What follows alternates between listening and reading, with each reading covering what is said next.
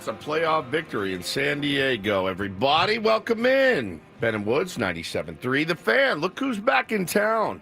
The whole crew back together again. Great to see everyone. Man, what a few days off we've had. We've missed a ton. I'll tell you that right now. We missed a ton, and I would like to say I was thinking about it. I think I missed you guys. I'm not sure. I really had such a great time that I was like, did I miss being at work? I can't say that I did. I missed talking to you guys and feeling in the loop, but I had such a great time on my trip that I didn't. It wasn't like normal, where I'm usually raring to get back. I would have liked to sleep in a little bit longer today, but can't do it, man. We're back in action, wrapping up the month of October this week, which is insane. I'm Woodsy. That's Paul Reindl. He's the executive producer of the program. Good morning, Paulie. Hey, how are you? Doing good. How are you? You good? I'm great. Everything's straight? Everything's good. Good. And Ben Higgins, your friendly neighborhood sports anchor. Benjamin, back from his trip as well. Big golf excursion. How are you? I'm good, but I'm a little worried because you usually are raring to come back. I after usually a few am. days off. I was not today. You love to see us. You love to get back into the swing of the show, but you just want to keep sleeping in and playing baseball, relaxing some more. No, I want to keep sleeping and then getting up and playing baseball all day. That really was what it was for me when I went out to Arizona, played in this big tournament, and I had such a great time being together with some guys I don't get to see very much, guys flying in from around the country. And it's the closest. Now, we go to fantasy camp every year. And I realized this when we go to fantasy camp, it's unbelievable. It's a killer experience. But we still do a show every day when we're at fantasy camp. You have stuff that you have to do for fantasy camp. Hey, after this, we're going to hang around and we're going to do this and that, right? But with this, it was go play baseball, go home, eat, get your body right for the next day, get up and go play baseball again. And that's what the gig was. And it was just so much fun. Now, we didn't play our best, certainly, but we did make the playoffs. That's good. We lost in the playoffs. I did not think we would. We won 3 straight to get in. Just like our favorite team. That's exactly right. Like well enough to get into the playoffs, but then didn't do well once you got to the playoffs. It's funny. I did feel a little like Mike Schilt. If Mike Schilt's players called him the day before the series in Chicago and said, hey, I can't make it. And he said, huh? I'm not coming. I couldn't get a babysitter. But you're a professional. Yeah, but I can't make it. I'm sorry. Well, you were literally throwing game 2. I don't know what you want me to do. Well, you've had 9 months to figure it out. Nah, I'm not coming. Okay? 4 of those guys, actually. Like the day I got to Arizona, I was like, I'm not going to make it. The panic sets in, and you can't replace them because the roster's turned in and everything else. So you're done. So by the time we got to the playoffs, we made the playoffs. I had to burn every arm I had. And I mean burn, including my own, which I was not expecting to do. You burn them. And then the morning of the playoffs, I texted everybody, hey, don't forget, 10 a.m., here's the field, here's the address. Who wants to pitch today in the playoff game? Just like Mike Schilt does. Just like Schilt. Can you imagine him walking? All right, guys, circle up. Who's got a few in him today? Everyone's just sitting there like, I'll do it, I guess. But I got some complete gamers on the team, and it was awesome to see. Do you feel like you might need to retire as manager for your health and well-being? No, God, experience. What it did for me is, unfortunately for my wife, is it's reignited the fire for the Arizona tournament every year, which I will be going to until I die. So I'm sorry to say it for everyone, you guys included, but I'm out next year. I already penciled our team in for different tournament, but different company that puts on basically the same tournament. It's much more affordable, better rules, better everything. So we're done, man. We're penciled in. What time of year is that? End of the year, end of September, 23rd through the 27th. Oh, so like right in the middle of like the stretch run for the Padres. Yeah, but I can take my gear if I had to. I'm not too worried about missing. You guys are here, so we're good. We really didn't miss anything. We missed nothing this week. On Thursday and literally Friday. Literally nothing. Just a massive gambling scandal in the NBA pretty much. Yeah, thank you to Sammy Levitt for coming in. Yeah, and 100%. hopefully everybody enjoyed Sammy and a little best of content on Thursday and Friday. But there was no Padres news. I mean, yes, there's been World Series games, but those were Friday and Saturday. We wouldn't have had shows between then and now anyway. So we'll react to everything that happened over the weekend this morning. But I felt like, it was kind of all quiet on the Padres front, all quiet on the sports front, really, for a couple of days, other than you said the massive NBA poker scheme and gambling scandal that broke last week. And we can react to that during Don't Do This probably later this morning. Yeah, no question. And we got we're going to talk some SDFC at 6:35. But great win last night. Watched the whole thing. Really exciting. I mean, very exciting. Snapdragon was exploding last night, and you could hear it on the television. You could see the smoke, and it was a really cool scene. So San Diego showed out for that. But yeah, well, we got a lot of stuff to talk about with the World Series. Just a lot of stuff to talk about in general. But again, on the Padres front, it's been extremely, extremely quiet. But there's some interesting baseball stories. Good World Series so far. Certainly tied at 1-1. Was driving back. I decided to leave. We lost on Saturday. And I could have stayed and went and partied with my buddies Saturday night, but I really wanted to get back. So I went home, showered, packed, hit the road. And, by the time I got to Yuma, it was time for the game to start, which was great. So I just put it up on my phone, and I had the World Series to kind of take me through till I got home, which was excellent. Now, the funny part is, as I'm driving home, I wanted to share this with everyone, and she's going to cringe so hard right now that I'm telling the story on the radio, but this is what she married. It is. I've been waiting for this since Saturday night. I was driving home and was following along this text thread between my wife, Hannah, and a very handsome single dad friend of ours. And I mean, he's a buddy. I love this guy. He loves me. He's got a son. His son and Bo are extremely tight.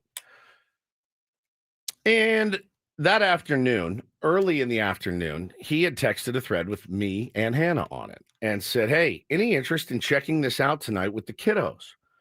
His son is itching for some Halloween stuff. My wife writes back, "Yes, Steven is out of town, but we were already planning on heading down there this evening. I'll text you when we're on our way." He writes back, "Love it. What time are you thinking?" She says, "Maybe 5:36. He says, "Great. Let me know when you're leaving. We'll head out then and meet you there." And this is perfect. 5:15. I'm in the midst of driving home. Finishing up dinner in the Forum. Be there closer to 6, my wife says. He says, "Love it. We'll shoot for 6 p.m. arrival too." Hannah says, "On our way." He wrote, "Great. Leaving the house right now." So I text my wife. I go, "Hey, have fun on your date tonight with this very, very handsome single dad." You sent over a picture. I literally thought it was Bradley Cooper. Correct. Bully. No, I did not until I saw. Correct. Until you sent the text, and I could see his little icon picture. I and I was like, know. okay, that's the same picture. I literally thought it was Bradley Cooper in a parka. So it's 5:15. I'm driving home. I'm like, F this. I start hauling ass to my house, hoping that they're home from their date by the time I get home, at least, right? So, and you're on this thread. I'm on the thread. At least you were included That's in the fair. thread That's fair. of your wife setting up her date while you were gone. I'm getting started to open the door. So I was like, well, I have been gone a lot. She has needs. A woman's got needs, Paulie. What am I supposed to do? Who am I to stand in their way of taking they're taking steps with my children at the haunted house. And I was off playing baseball with my friend. You're off coaching first base in Tempe. Third base, but yes. Big question here. Are Bo and Taylor calling him other dad? No, yet, not or anything yet. like that? Okay. Not yet. Just checking. Somebody in the chat said this is how those true crime documentaries start. So I write. Again, I wrote, "Hey, God. have fun on your date. I'll be home in 2 hours." No response. No response. So I get nothing from her. I didn't write it in that thread. I wrote it in a separate thread to her. Have fun on your date. I'm home in 2 hours. Yeah, they'll call him our good-looking dad. That's right. Handsome dad. Handsome dad. And I was laughing because it did make me I was a little bit, I didn't feel like, I don't do jealousy. Like I'm not a jealous person at all, not even a little bit. But there was something, and I couldn't quite pinpoint it. I was like, this makes me uncomfortable. I don't think I would like this very much. I need to make sure that I, handle my business at home, that I make sure, because reading it it was like I was spying on someone. And again, if you go through, it sounds just like, oh, this is how the budding romance started when he was out of town and he was there and he's very handsome and my husband's not. And, it freaked me out. I can't deny it. Really, really freaked me out. It really, really, really freaked me out to where I got home was like, hey, I'm really happy to see you. Thanks for letting me go. You're in Gila Bend. Yeah, I was in Gila Bend. In the middle of nowhere. Surrounded by hitchhikers on fentanyl, dude. I'm fully convinced, by the way. Listen, no offense. It wasn't jealousy. I swear it wasn't jealousy. Because I think jealousy invokes some sort of anger. I wasn't angry. I actually was laughing. I was like, this is too good. Like, this is too good. But it did give me, like, maybe a glimpse into if we ever did split. Like, that would wreck me. Like, that would wreck. I'd be right back on the bottle and probably the needle. You know what I mean? Like, that's how important my family is to me. Now, if this was a female friend, you wouldn't feel the same way. No, of course not. Be absolutely reasonable. Of course not. So why would it be any different? Because he is extremely handsome, and single. He like one of the most handsome people I think I've ever seen. Correct. He wouldn't do it. I know him. He wouldn't. But not with you on the thread, he wouldn't. Not with me on the thread. Now, what about the threads that you aren't on? She's not that way. She's just not that way. She's very loyal. And so I wasn't worried about it, but it did make me laugh. And it was like all right, pal, this is what it would be like. So if next time you start thinking, oh, maybe the grass is greener, it isn't. This would bum me out. So I'm pretty convinced. No offense to our Arizona listeners. I'm pretty convinced that 80% of your state is on methamphetamine or fentanyl. The entire state. Because either people were nodding out everywhere I went, or they were like cracked out of their gourds everywhere I went. And it's unsettling. Every time. Yeah. Especially on the west side. Yeah. And if you hit. Where were you? You guys were in Tempe? Tempe.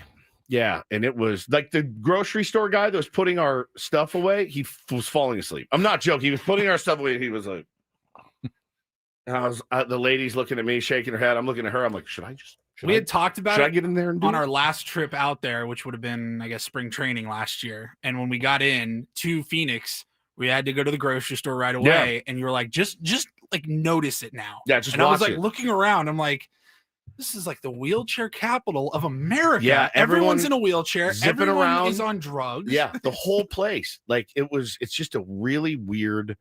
It's a weird scene in Arizona. Every grocery store parking lot is wild. It's wild. So, but the baseball was fun. The baseball was great. The fields were incredible. Playing on those big fields is kind of awful because you smoke a ball and it goes nowhere. Like it just makes it all that more impressive. You sent a video of you smoking a 400-foot drive. I never hit a ball that hard in my life. The runners on second and third. I've never hit a ball this hard ever. And I was like, oh, I got him. That's over his head. He made a Jim Edmonds-like catch, like up against the wall, but I scored 2 runs on a sac fly, which I've never seen in baseball before. Never. I can't remember the last time I've seen that without falling down and throwing it away. It's the hardest ball I ever hit. It's an out. But it was awesome, man. We got to do some pretty cool bonding. There was a moment, if you don't mind, share this moment.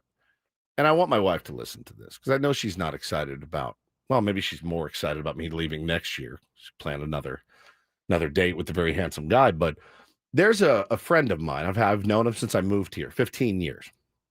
and he moved away. He lives in Minneapolis now, and he's gone through it. He's gone through it. It's meant some mental challenges, and it's just tough living up in Minneapolis as well. That sun goes down, and it gets really cold, and you're just in the cold, dark Minnesota winter. And we've been texting a lot. We always do, but we were texting a lot. And he goes, man, I've been banged up. I'm injured. I don't even know if I can swing it, but I just want to be there. I said, bro, you're always welcome. Put you on the roster. We win, you win.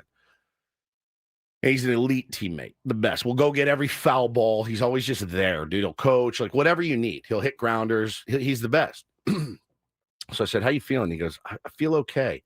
He goes, man, one AB would change my life. One. And I said, all right, we'll see what we can do. So we're up 6-1. And I go, Patty, you're in. And he goes, no. I go, you're in. He gets up there. He works a 7-pitch walk, ends up scoring the run that wins us the game. We won that game 6-5. And no, 7-6. 7-6. We won that game 7-6. He walked off the field, dude, and he was in tears. And he grabbed me with a big hug, and I was in tears. The most special walk I've ever seen. And he kept telling me, you have no idea what that means to me. And I said, yes, I do. I know exactly what it means. So that's really, being out there with the guys was really the most important thing. And being able to hang with some buddies I haven't seen in a while was just so special. It was just so special. And I can't wait to do it again. I'm already recruiting studs for next September, but it was fun, man. I saw some tier ones out there that came to watch us play. Nice. It was incredible. It was a great time. Well, I had a good weekend as well, playing golf with my buddy Scott in Henderson. We, like you, made the playoffs, but then flamed out in the championship round. But it's still, yeah. But you made money on your tournament. Mine cost me a fortune. We won our flight, made some money, got a nice engraved bottle of wine and a bottle opener as our trophy prize. Which was really cool. Had a couple of really good meals. Went to this mafioso Italian spot called Piero's just off the strip to celebrate, which was very cool. They filmed Casino, apparently, part of the movie. Have I never been there, restaurant. dude? I thought this This sounds perfect for Woods. Woods would love this place. Mob movie, Italian food.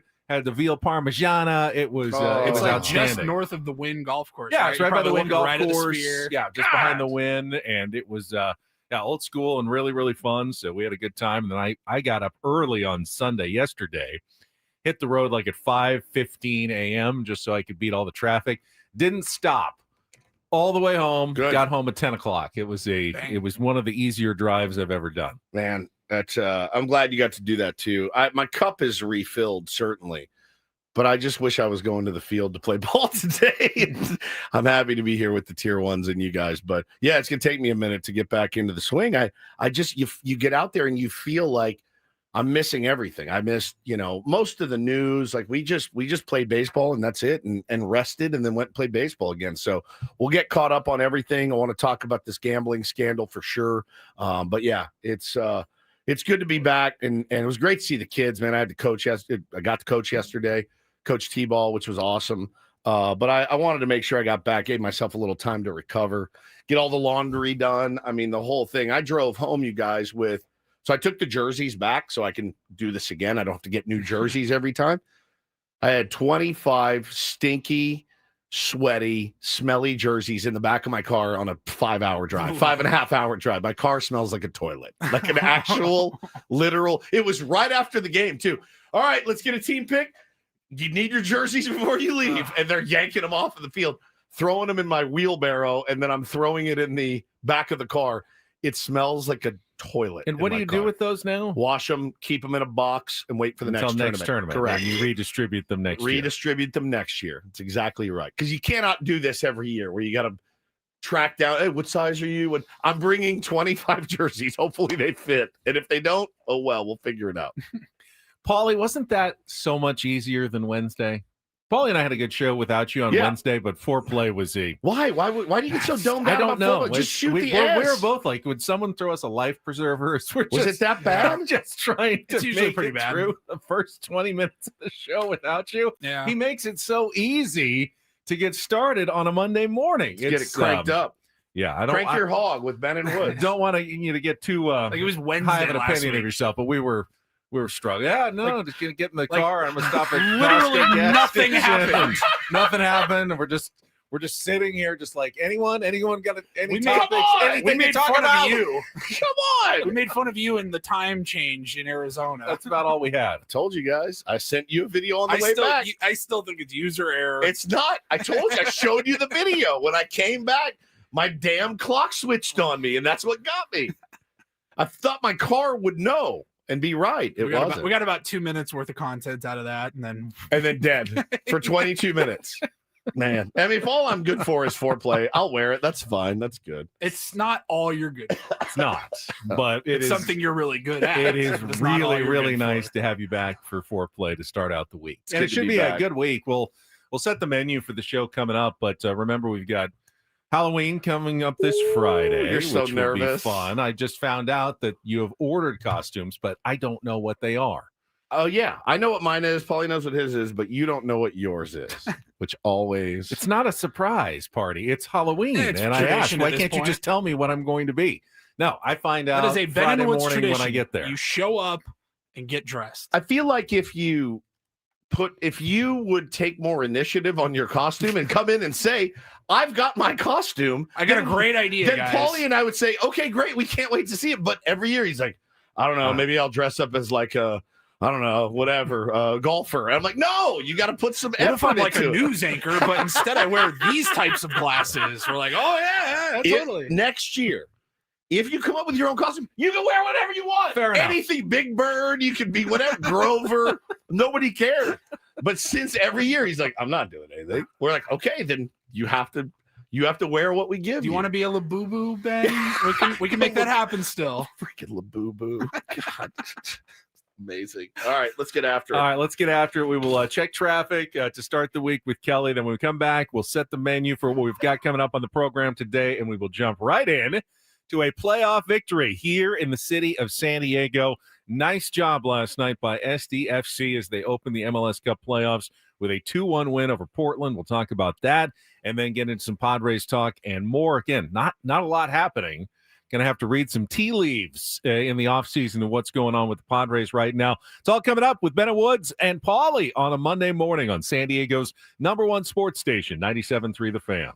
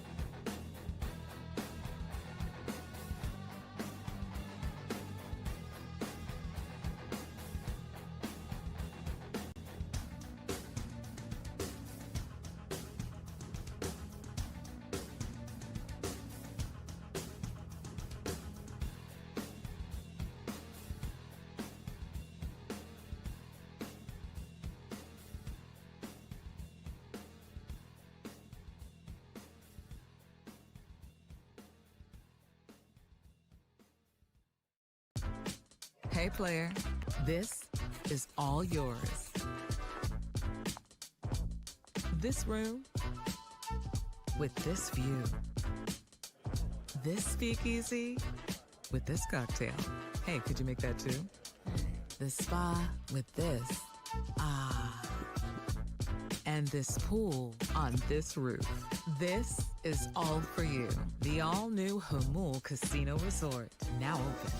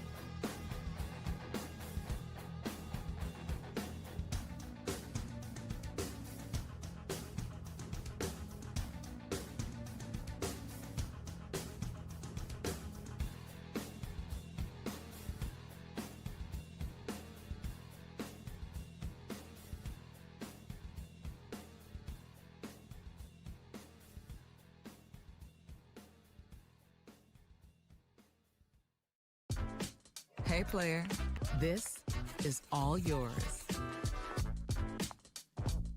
This room with this view.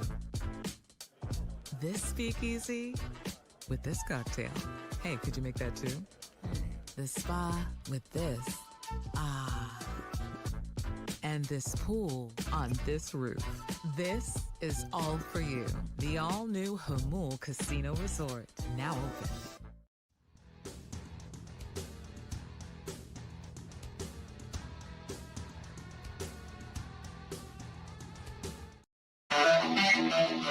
So I'm not accusing anyone of anything. We were on vacation as well on Thursday and Friday. Did everybody else who covers the Padres also go on vacation? Because there was literally nothing written about this team by Kevin Acee, Jeff Sanders, Dennis Lynn, AJ Cassavell, and everyone deserves a few days off at the end of the season. I get it. We needed a couple of days off as well. Or literally has nothing happened since Albert Pujols interviewed on Wednesday. I mean, did he? Reportedly. I didn't see a picture. I didn't hear a report. I didn't hear a single word about that meeting. And in the meantime, a couple of managers I think have already been hired, right? Kurt Suzuki got hired when we were gone. By the Angels. We talked about that one. Okay, you guys got that one.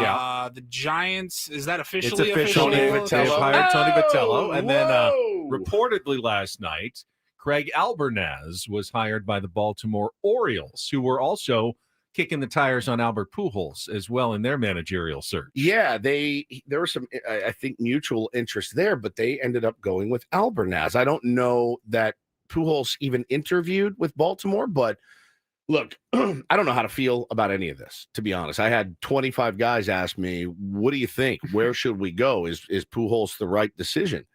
And I said, I have no earthly idea.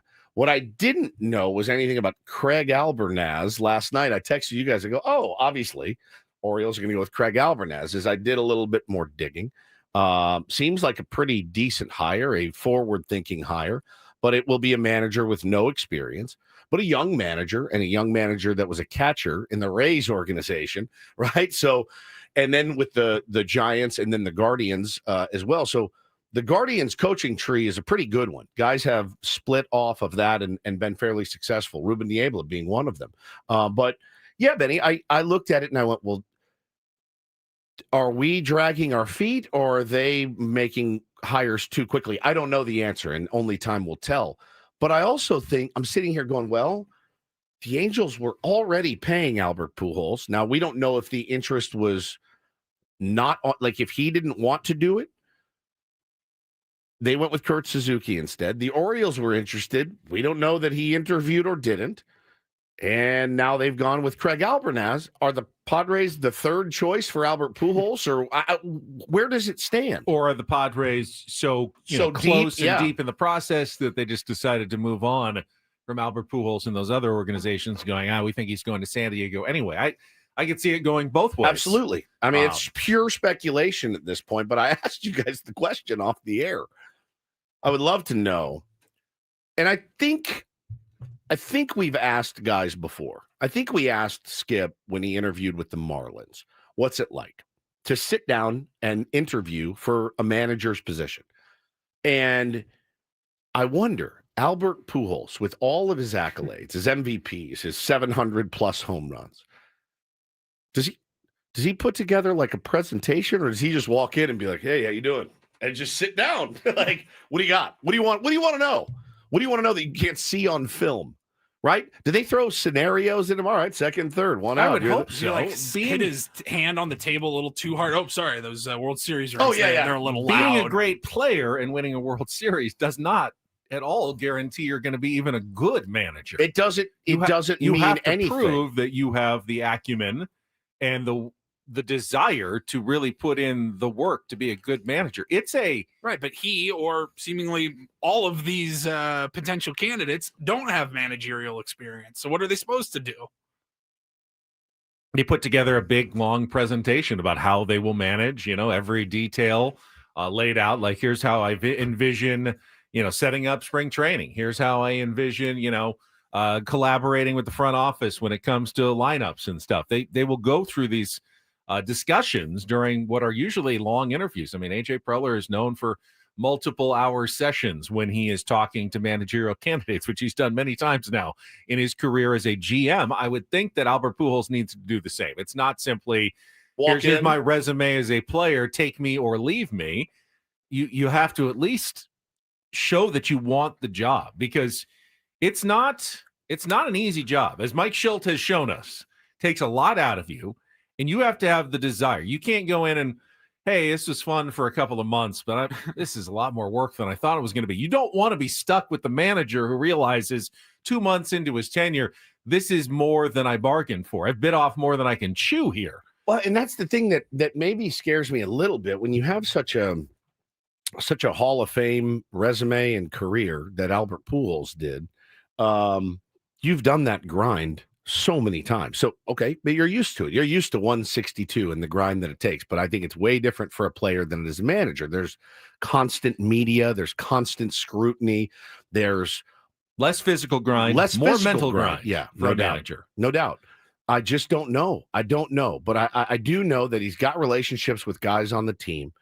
He's well respected across baseball, certainly. So those are points in his favor.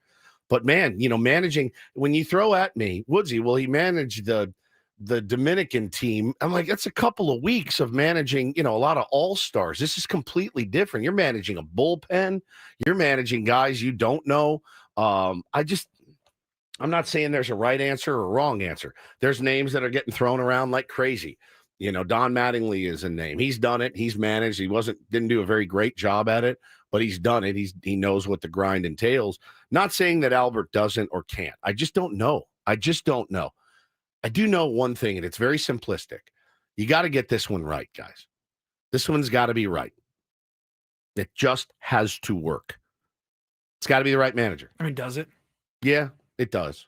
Yeah, we said that 4 times. I think Mike Shildt was the right manager. I think they got the last one right. You also have to get the guy right who's going to stick around. That's the thing. For more than 2 years. Yeah, the guy that's not going to be is Albert Pujols going to sit in our dugout and go, St. Louis though.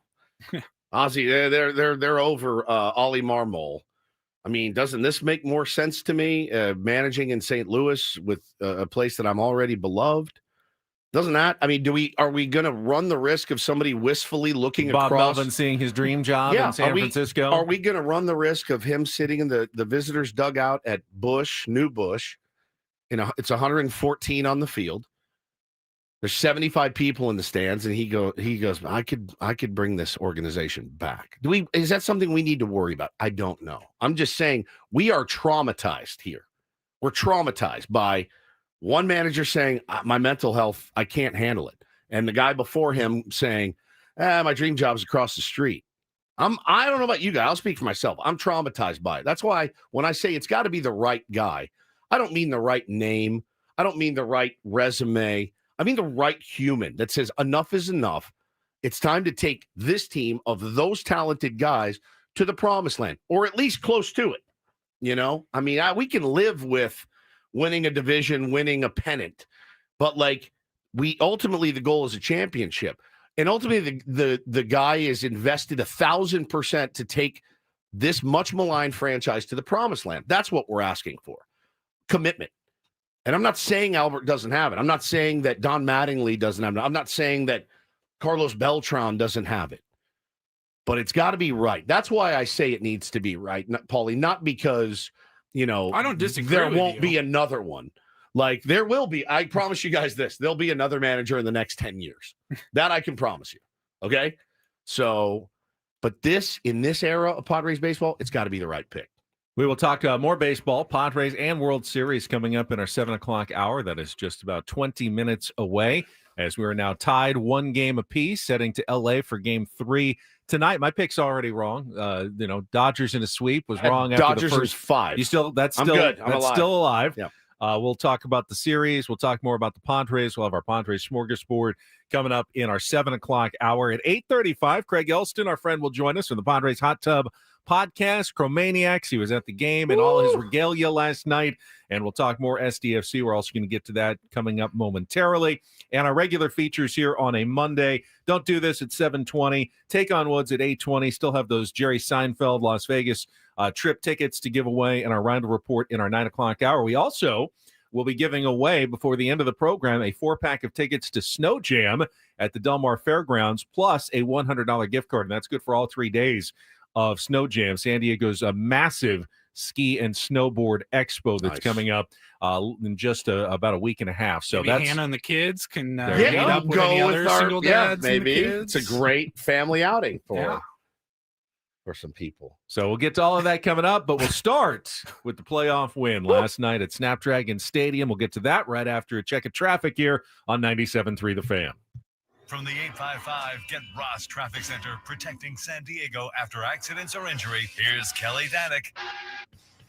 Traffic is sponsored by Robert Half. Looking pretty good on our roads this time. Just one thing to watch out for, southbound 5 before Carmel Mountain Road. There is a stalled car in the center divide, very narrow center divide, so please take it extra carefully. Move over a lane if it's safe to do so. That's southbound 5, right before Carmel Mountain. At Robert Half, they found that 67% of companies want to increase contract talent.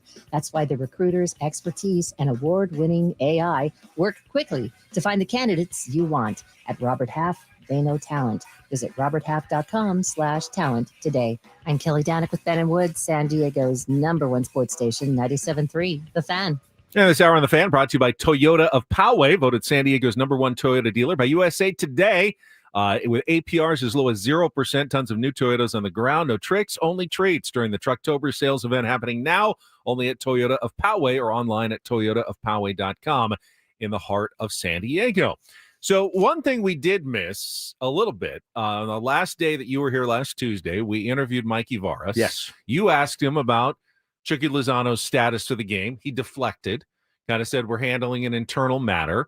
We found out later in the week as Chucky posted an apology on Instagram for what apparently was a locker room blowout after he was taken out of the game by Varas. Apparently lost his cool and his temper, got mad about getting substituted out for Amal Pellegrino, who's been very good Great. Since being acquired by SDFC. Don't know exactly what he did, but it required an apology to teammates, to fans, and required him to sit out the last 2 games, the final game of the regular season, and now the first playoff game for SDFC. Their highest paid player, one of the highest paid players in the league, did not participate last night at Snapdragon Stadium, which is pretty bold choice by, a head coach of an expansion team going, we can do this without you, proving his point. But then after the game, Mikey Varas did say, Chucky has done everything he's needed to do, and we do expect him to return. If there's nothing else happens this week, we expect him to return for game 2 of the series on Saturday in Portland. It's funny because I saw different reactions to this. My assumption was this. If you know Mikey Varas at all and have followed this team at all, this couldn't have been a surprise to you at all, because you can tell that this dude runs a really tight ship. And what is the most important thing to him? Culture. The culture of SDFC. It's the first thing they said when they wanted to do this team, and Mikey Varas was the guy to build that culture. And when you come in and you're a culture problem, he's going to be handled a certain way. And he was. Now, then I saw people saying, you can't suspend your best player for a playoff game. You sit him the last regular season game. This is an inexperienced coach, on a power trip. And I thought to myself, I thought that was one we could all be in lockstep with. But in the year 2025, name one thing we're all in lockstep with. There's nothing, especially when it comes to debating about sports. I thought it was beyond a power move. And you go out and you win the game anyway without Chucky Lozano. I thought it was great. And again, like nobody's bigger than the team, even Chucky Lozano. I thought it made perfect sense. Well, clearly they played one of their best games of the season without him to close out the year in Portland with a 4-0 win. And now 2 of their best games of the season. What worried me is in the MLS Cup playoffs, if you end up tied, if Portland had found a way to sneak in one of those goals, and they damn near did. They had some chances in the second half. You go to penalty kicks. Yeah. You kind of want Chucky Lozano in the game for penalty kicks because that's the guy who takes them for you generally when you have that opportunity. You want him as one of your 5 for sure penalty kick opportunities. If he's not dressed, he's not out there. He's not taking one of your penalty kicks. That could literally be the difference between a win and a loss. But that's if it comes down to one of those games. But that's losing the battle to win the war, in my opinion. And it's hard. It's really, really hard for a manager, a coach to do. It just is. And, you don't see it much at the pro level anymore, guys. Usually it's, oh, no, he's going to continue to pitch for us while the league investigates. Or he's in the lineup until the league says, very rarely, Ben. When's the last time it happened? When's the last time a manager said, my star player is not playing tonight because I didn't like his attitude and he flipped out? Yeah, old school approach. I understand it's the playoffs. I understand if we get to a shootout, we need him. We're not going to have him. We talked last week a little bit about Bobby Cox yanking Andrew Jones out of a game. It was unbelievable. It's been a while since we've seen something like that. It was the most unbelievable video, and I had forgotten all about it. But son of a gun, if he didn't pull him off the field in the middle of an inning and sent Gerald Williams out there and goes, "Hey man, I'm coming out." He goes, "Me?" And then he runs to the dugout, and then he just proceeds to get chewed out in the middle of an inning. That stuff doesn't happen anymore in pro sports. I'm gonna credit Mikey Varis for having the temerity to say nobody's bigger than the team. It's we before me, and really sticking to his guns there. Well, his club certainly responded again in the first 30 minutes, dominating the run of play and then culminating with a pair of goals and a 2-0 lead early in the game. That made it 6-0 SDFC over Portland over the course of 2 hours of football. Yeah. And you thought, well, if this is how it's going to go, this is going to be the easiest opening round series ever. They're going to win 6-0 today, go up and win again, and just be a clean sweep. Was not nearly that easy, as Portland got one back on a kind of a turnover steal counterattack style before the half, and it was 2-1 going into the locker room. And that's where it stayed the whole second half. SDFC had a couple of chances. Portland absolutely had a couple of chances that your heart was like in your throat. Going, they're like one-on-one. They're about to tie this thing up. Oh, yeah. And they did not capitalize on a couple of chances that they were gifted, that they got from the bounce of the ball. And SDFC was able to hold on for the 2-1 win to take a 1-0 series lead. They now just need to win one of the next two games. The first one will be in Portland this Saturday. If necessary, the following weekend, they will come back to Snapdragon Stadium for Game 3. But it's good to see SDFC winning at home.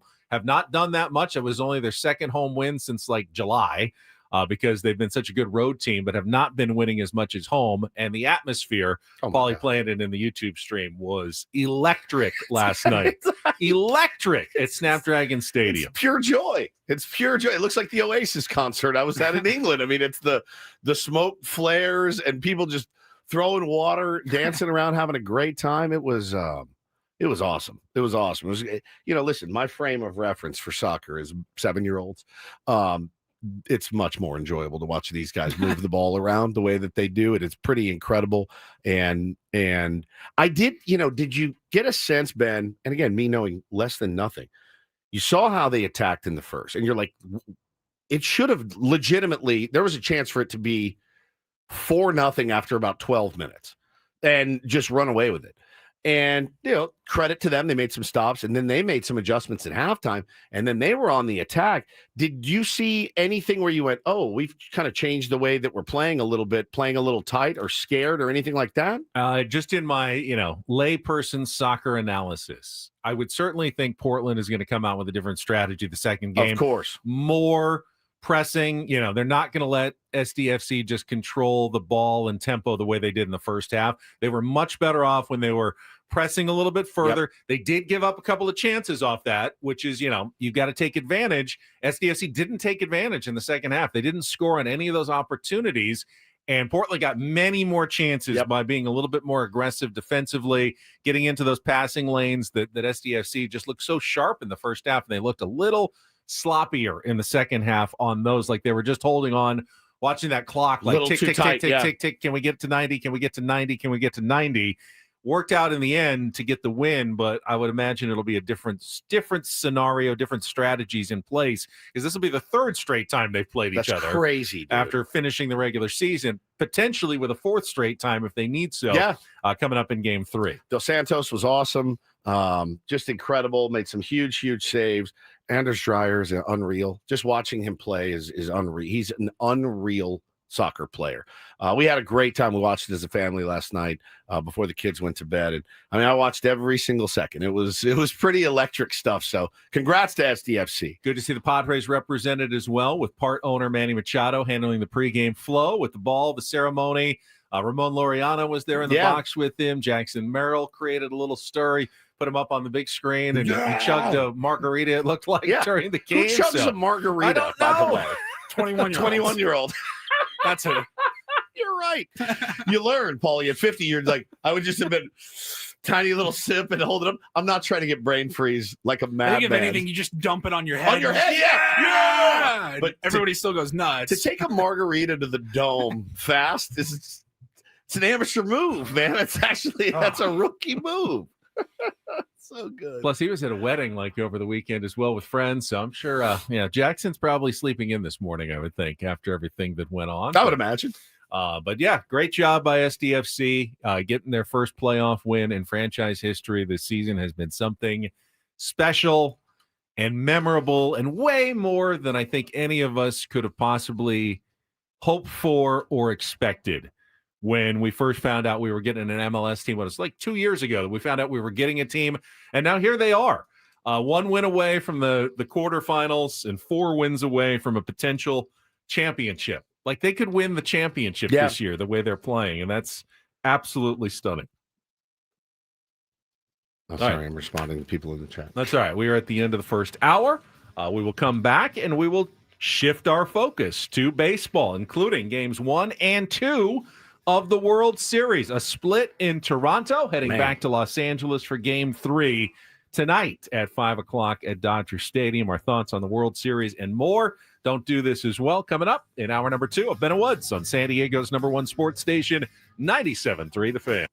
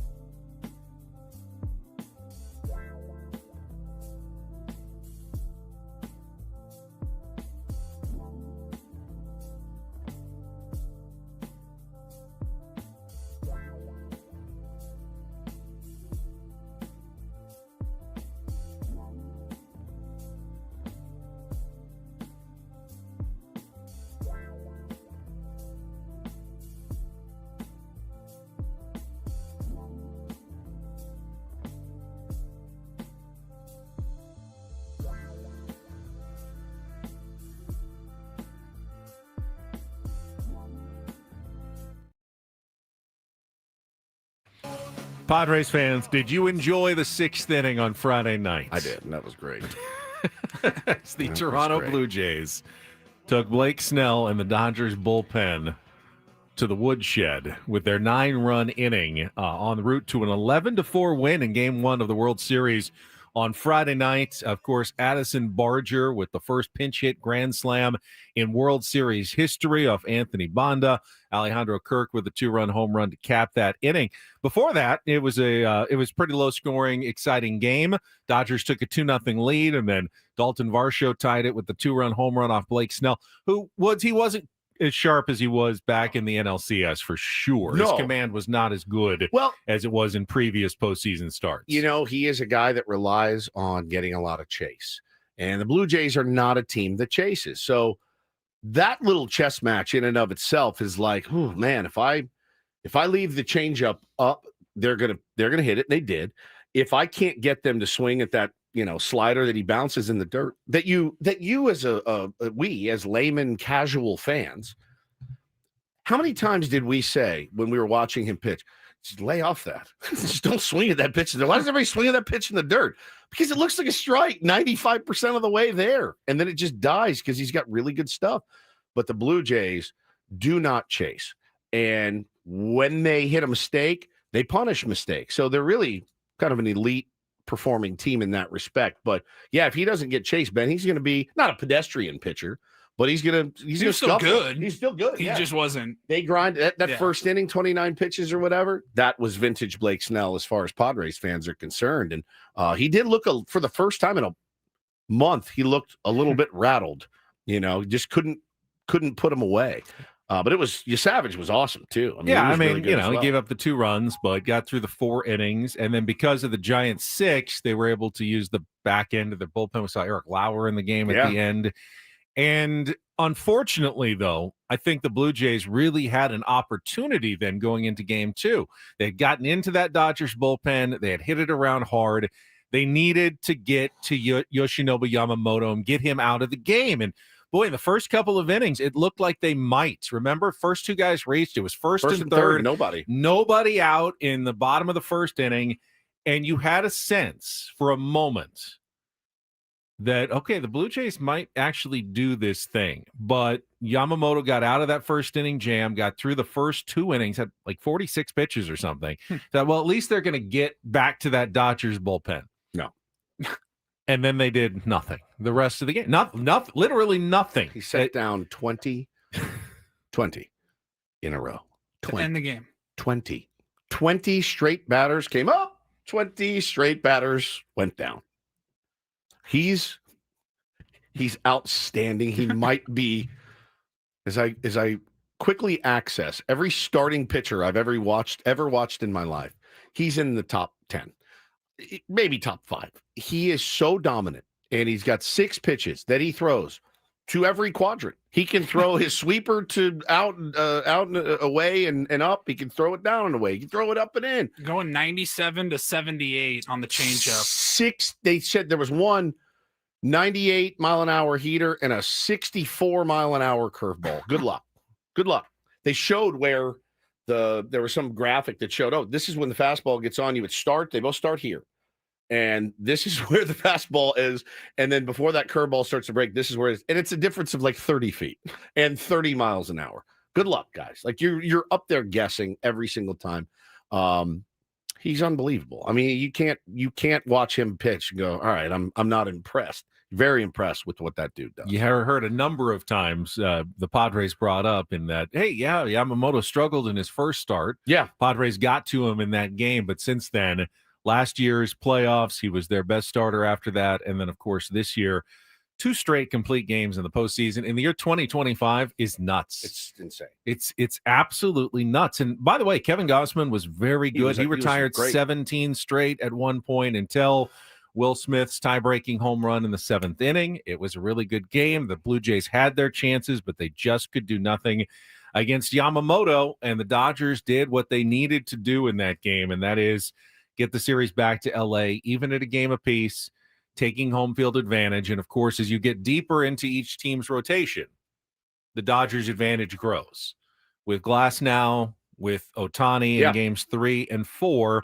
They're going to go with Max Scherzer tonight in game 3. That could work. It could also backfire tremendously on the Toronto Blue Jays. They're taking a much bigger chance tonight than the Dodgers are with their starting pitcher.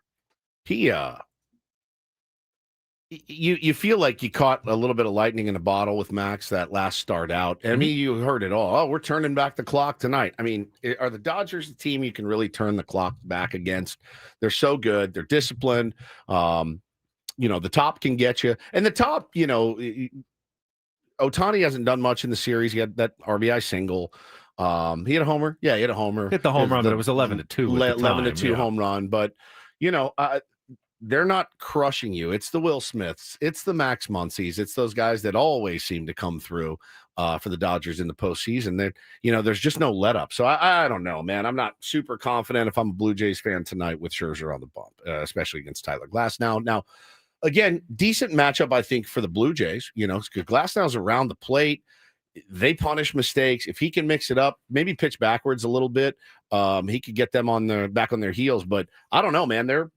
It feels, again, that win from the Dodgers yesterday was the one that they needed, and they'll have Yamamoto in game 6.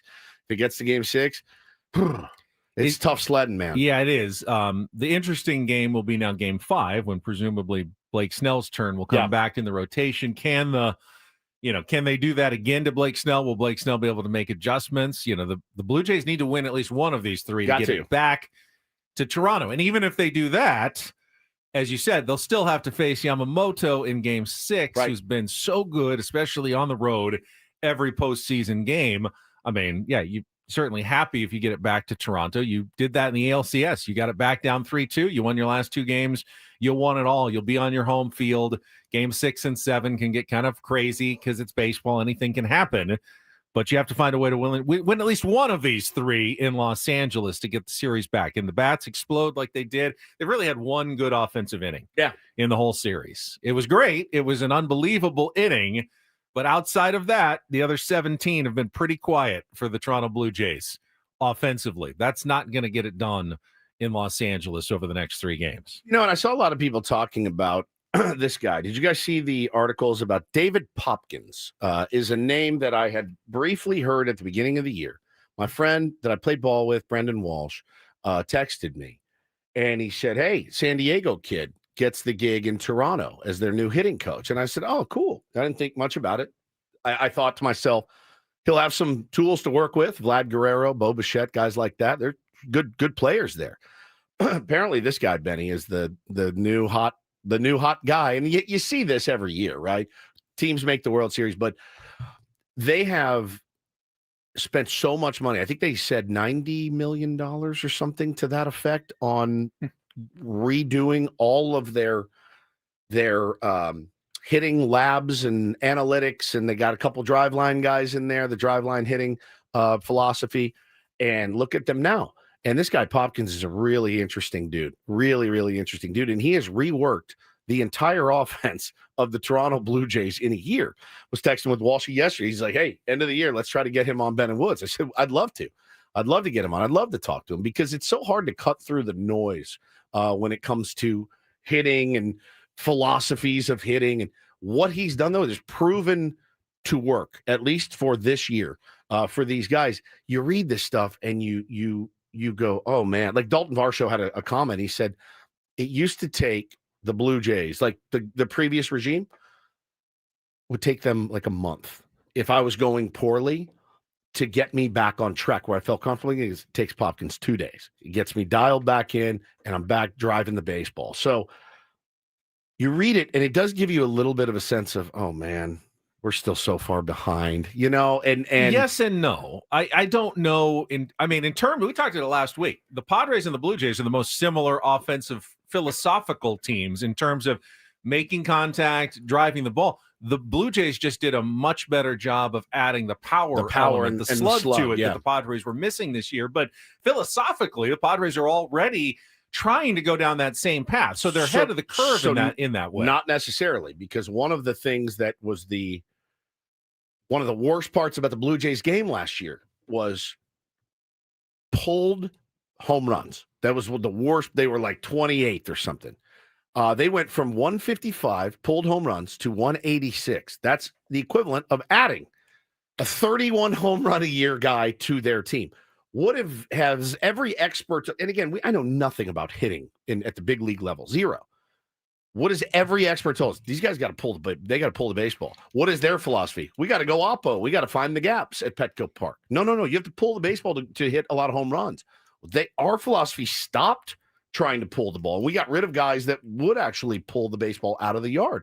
The Blue Jays embraced it. They went for it.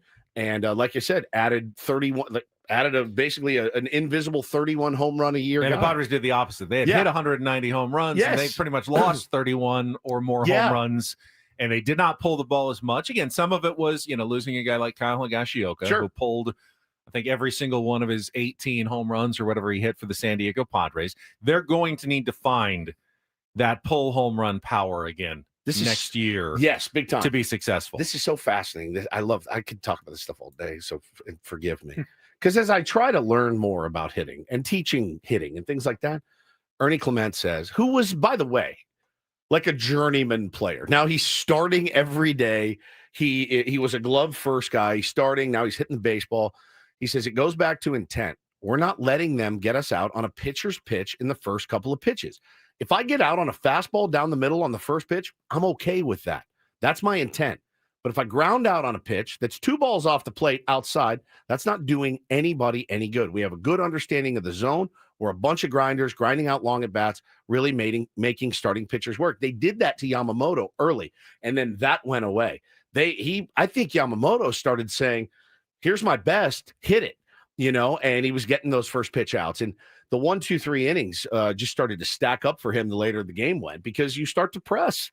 You start to press, and that's the Blue Jays kind of went outside of their philosophy for a little bit, but that's the chess match that is baseball, especially in 2025. One thing I'd like to ask AJ Preller or anybody else in the Padres organization, we know that technologically they're as advanced as it gets on the pitching side. On the pitching side, yes, with the lab, the PLNU. Biomechanics lab that they've opened, they're cutting edge, they're state of the art. Hitting wise, I don't really know the answer. They could be ahead of the curve, behind the curve, right in the middle of the curve. I don't really know as much in terms of where they are technologically on the hitting side. We know, as you said, Woods, the Blue Jays have jumped to near the top of the pack when it comes to the latest and greatest on hitting technology options that are out there. And guess who's always been at the top? The team that they're playing in the World Series right now. They've always been there, always looking for the edge, willing to spend their investment on the edge. Doesn't just go into payroll; it goes into everything. Which is kind of you wonder at this point, it doesn't make sense to chase every little thing, right? But I would say, as it pertains to hitting and things like that, I would say that that's probably one that you want to invest some money in if you can do it, which I think they can. Why not be at the forefront of that, or at least close to the forefront of that every single year? Now, Chris says hitters have access to the same analytics at the biomechanics lab. They certainly, the biomechanically for sure, but there are other machines and everything that have been developed. And philosophies as well. The philosophy of, as I just mentioned, hey, we're going to go gap to gap. They're going to pull the baseball out of the yard, and it's added a bunch of home runs to their team. And they're a really, really good offense. And but again, you saw it, good pitching, great pitching, as Yamamoto had, beats a good offense most nights. Major sports story while we were gone, of course, the double-barreled investigation into the NBA. Real quick, just because we were talking Dodgers, there was another piece of news that dropped over the weekend while we were off, when the rosters came out for the Dodgers. Very sad and scary stuff with Alex Vesia, who I know a lot of people probably know him or his family. Yeah. He's a local kid. Didn't see any updates, don't know what's happened, but he stepped away from the team to deal with a personal issue. And it was very quickly pointed out that his wife was pretty close to the birth of their baby. So I don't know what happened. That was the speculation that she was very active on social media throughout that whole process. And my heart broke personally when I heard Yeah, that it was story. really sad. I mean, again, I don't know what happened exactly. We don't know. But We have it's no not, idea. It's not great if you have to step away in the middle of the World Series. Yeah. Yeah, he's a local kid too. So, listen, man, hope that there's nothing, again, hate to speculate because I don't know, but what I saw was, I think everybody's brain turned to the worst. Yeah, of course. And it was, of course, that's sad. Super All right, sad. we will come back, though. Don't Do This is coming up next, and then we'll get into our Padres smorgasbord later this hour. Don't go away. More Bennett Woods on the way on San Diego's #1 sports station, 97.3 The Fan. Gambling problem? Call 1-800-GAMBLER. GEGE 000-466. For a full list of games and rules, play at 7 Mile Casino. Visit 7milecasino.com. So I was in Las Vegas. I didn't get a chance to play much, but I went once to the card room. There was a wait. It was smoky. I didn't even end up sitting down. It's just not. It's not really? 7 Mile Casino. I know. It's like I don't like the atmosphere as much as I do at 7 Mile Casino. It's just the best. I'm spoiled now, Woods. I'm spoiled by our favorite card room in San Diego. Yeah, the best part too. Again, I drove out to I saw 70 Mile Casino way out there on the drive, and it was definitely not going to pull over and pull into one of those giant parking lots and take the long trek. This one's so easy. It's right off the 5, just 7 minutes from downtown. Got all the food and drink that you're looking for. And they got, of course, California-style blackjack, Pai Gow, Baccarat, and, of course, Texas Hold'em. If you're looking for high-limit action, they take good care of their players. They're spreading, high-limit games on Texas Hold'em. If you want to sit down, you're a serious player. They've got good dealers, good shuffle machines. It's a nice place, comfortable chairs, great atmosphere. If you're just going for a good time, though, the bar area, the patio area, both fantastic. So many great reasons. Check it out today, 7 Mile Casino, just 7 minutes from downtown.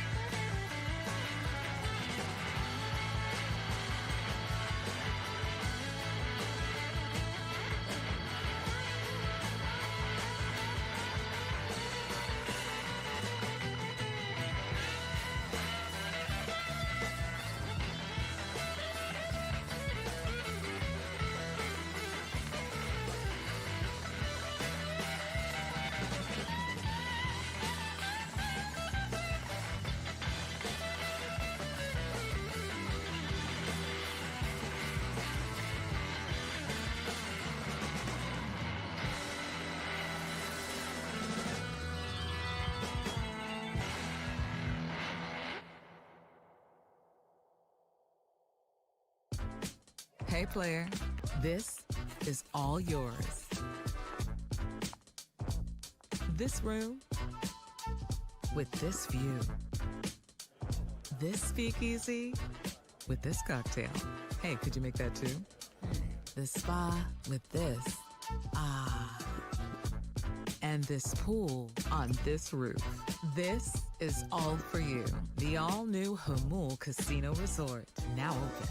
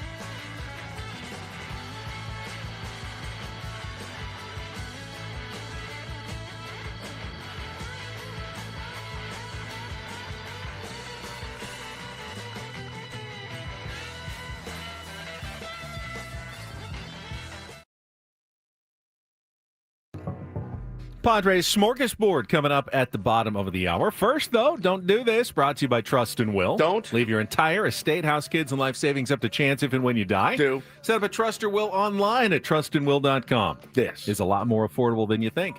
Visit trustandwill.com for more info, and we will get to the basketball scandal we missed last week in a moment. First, though, since we're talking about baseball, Woods, I'll let you lead us off. It's weird that you wanted me to do this story. Of all people, I have nothing but the utmost respect for Doc Roberts, San Diego native. But here's his latest.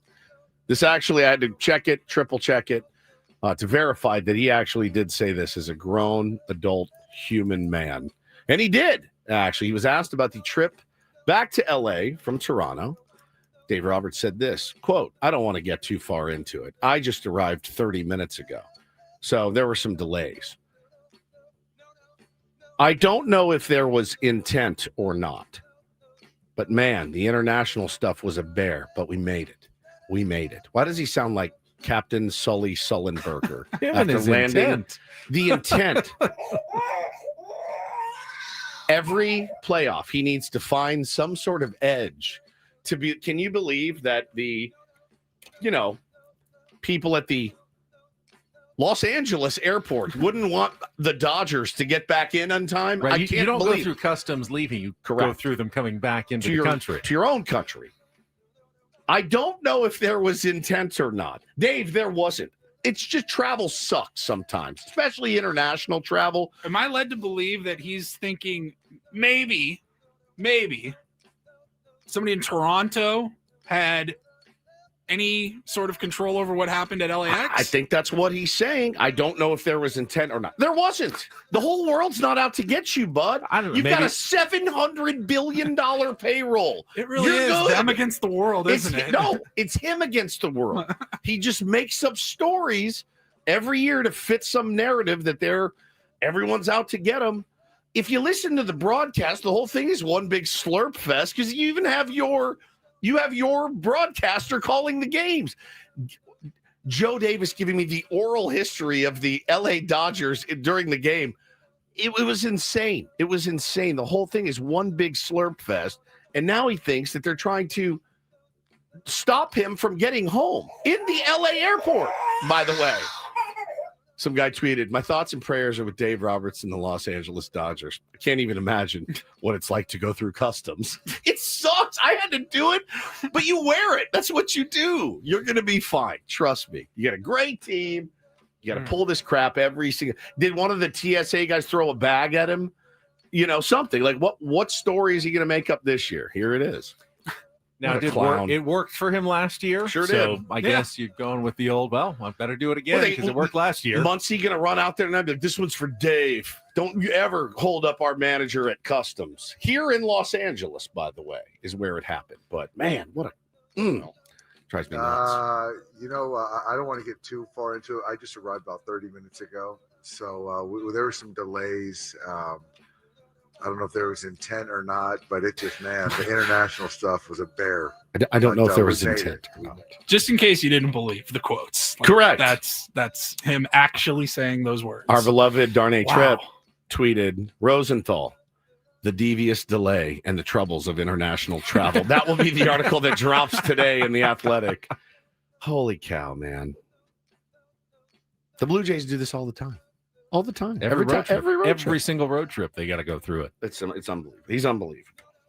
You think Vladimir Guerrero Jr. is down there like putting their bags on the wrong plane? Yeah. Hey, let's play some psychological warfare. No, at if I'm running like the runway in Toronto and the Dodgers playing, if you're running it, might be sixth in order to leave maybe. instead of third. Yeah, I don't know. sure. I mean, Sometimes it just works that few way. minutes. You can delay them a little bit. Man, All right, the what one a thing victim. we did miss in our couple of days off at the end of last week was the giant breaking news: 31 federal indictments linking the NBA to a gambling scandal, an illegal poker game scandal, and the mafia all together. No big deal. No, it's not good. It's not good news at all for the NBA. The biggest name, of course, involved in all of it is Chauncey Billups, Was the head coach, right? of the Portland Trailblazers. Currently Head coach of the Portland Trailblazers.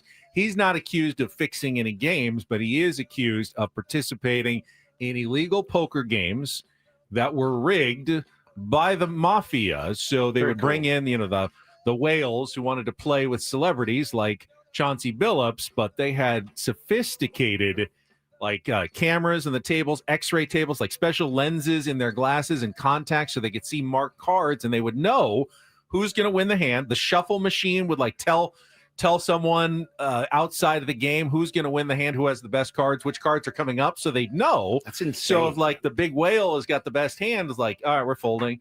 And if you've got the best hand, you keep them going as long as possible so they could squeeze as much money out of these, victims as possible in this illegal poker game, which is obviously you don't want any of your players or coaches involved in the mafia, even if it's not anything involving basketball. You don't want them tied in with the mafia because once you're in, well, then you're in. And they say, well, okay, now we need you to do this with your NBA game. But there was also the second part, kind of related but unrelated, of the basketball part of it, which involved Terry Rozier and pulling himself out of a game to make sure that he did not hit his prop bets so people could bet on him and the under in prop bets. That is something that, of course, is equally or even more concerning to the NBA, that, players would do this, that they would, make sure that they had bad games. So gamblers who were tipped off could then win money on those bets. And it is turned into a huge,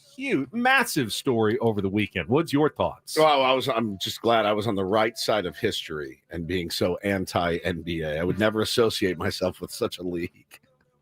One thing I don't understand is What's your favorite sport? Baseball. Oh, there's I don't think there's any amount of gambling. That was the interpreter, Paulie. Everybody knows that. Shohei was a victim. I don't think there's any They amount always of are. gambling that could ever make it. There's so much money for NBA players.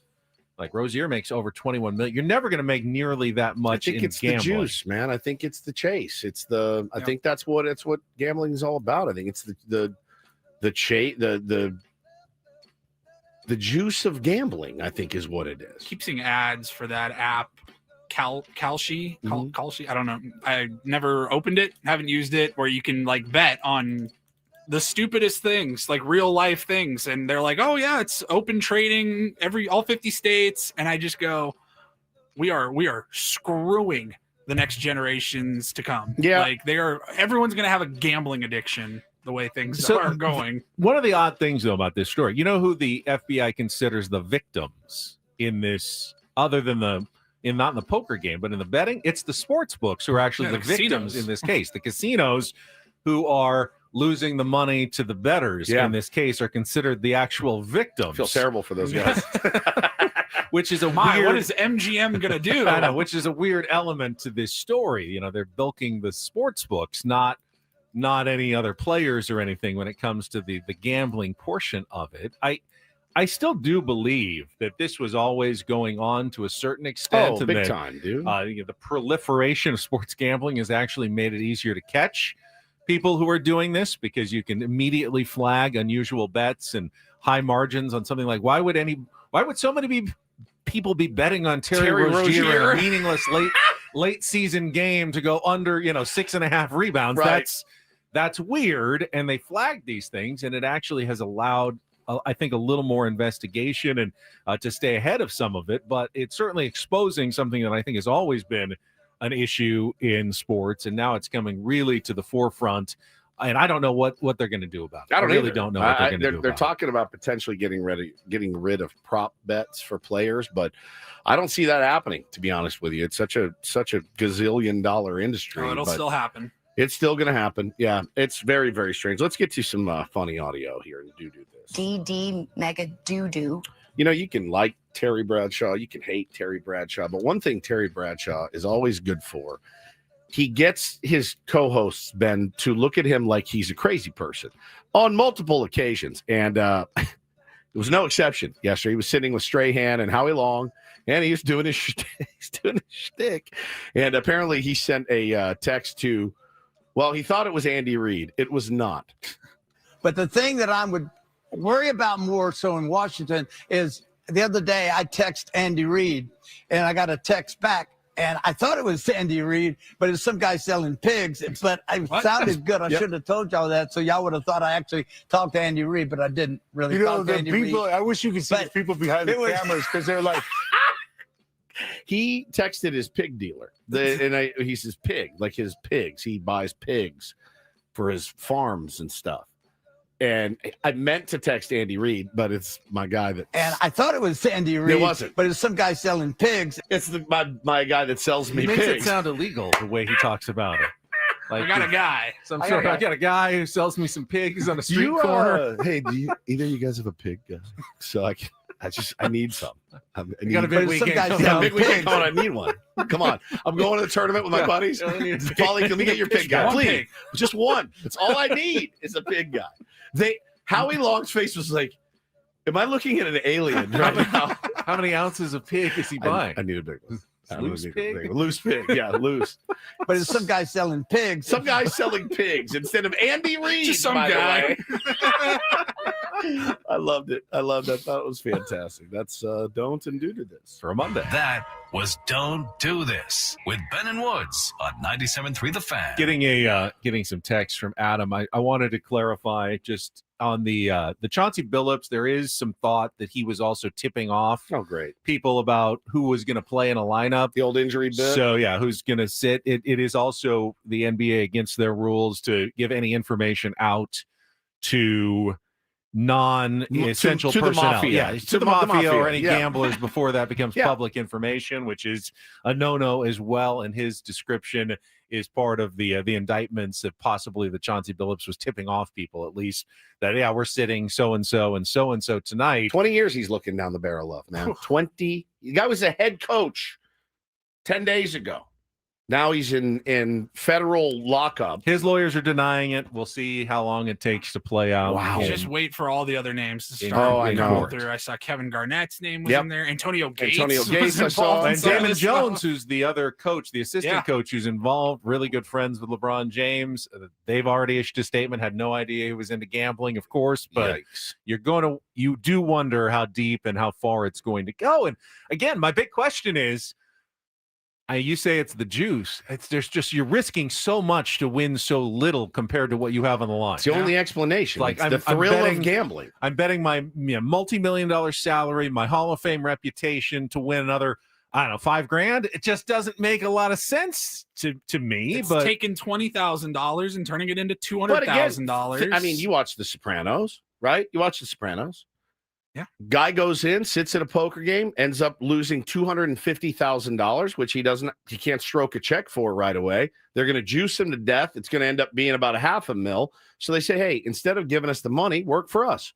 Work for us. Go out. Let me know who's playing tonight. Let me know who's injured. Tell Rozier to pull himself out of the game because of injury. This game doesn't mean anything Yeah, anyway. We're going to still 100%. try to win. We'll try to win. I'm just but going to let them know beforehand that these guys can't play. That's They weren't exactly gonna play right. anyway.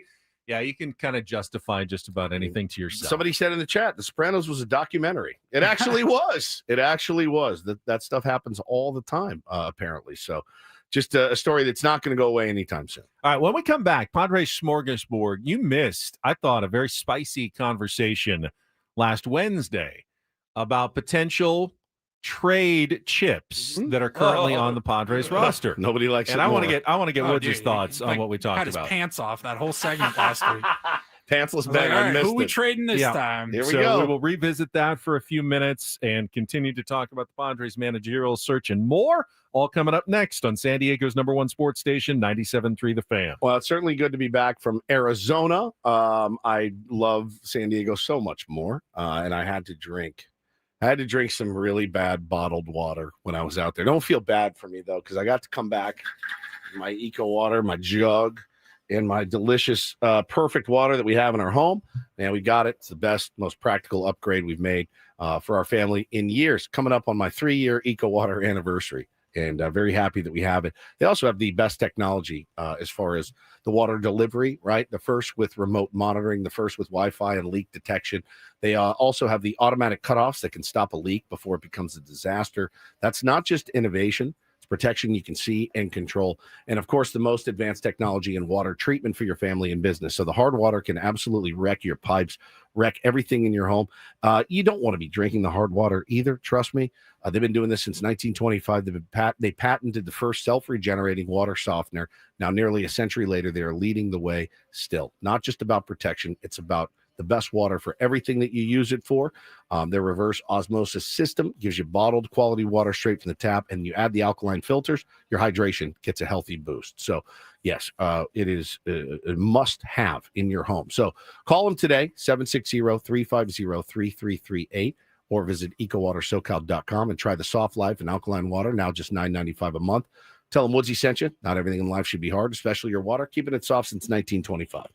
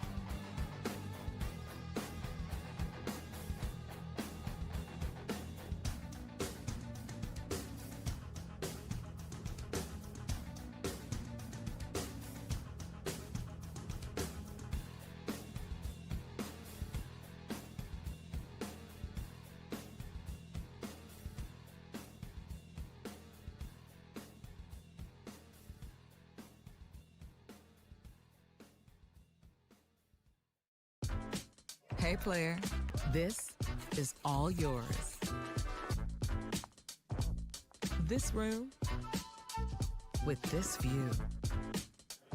This speakeasy with this cocktail. Hey, could you make that too? The spa with this. Ah. And this pool on this roof. This is all for you. The all-new Hamul Casino Resort, now open.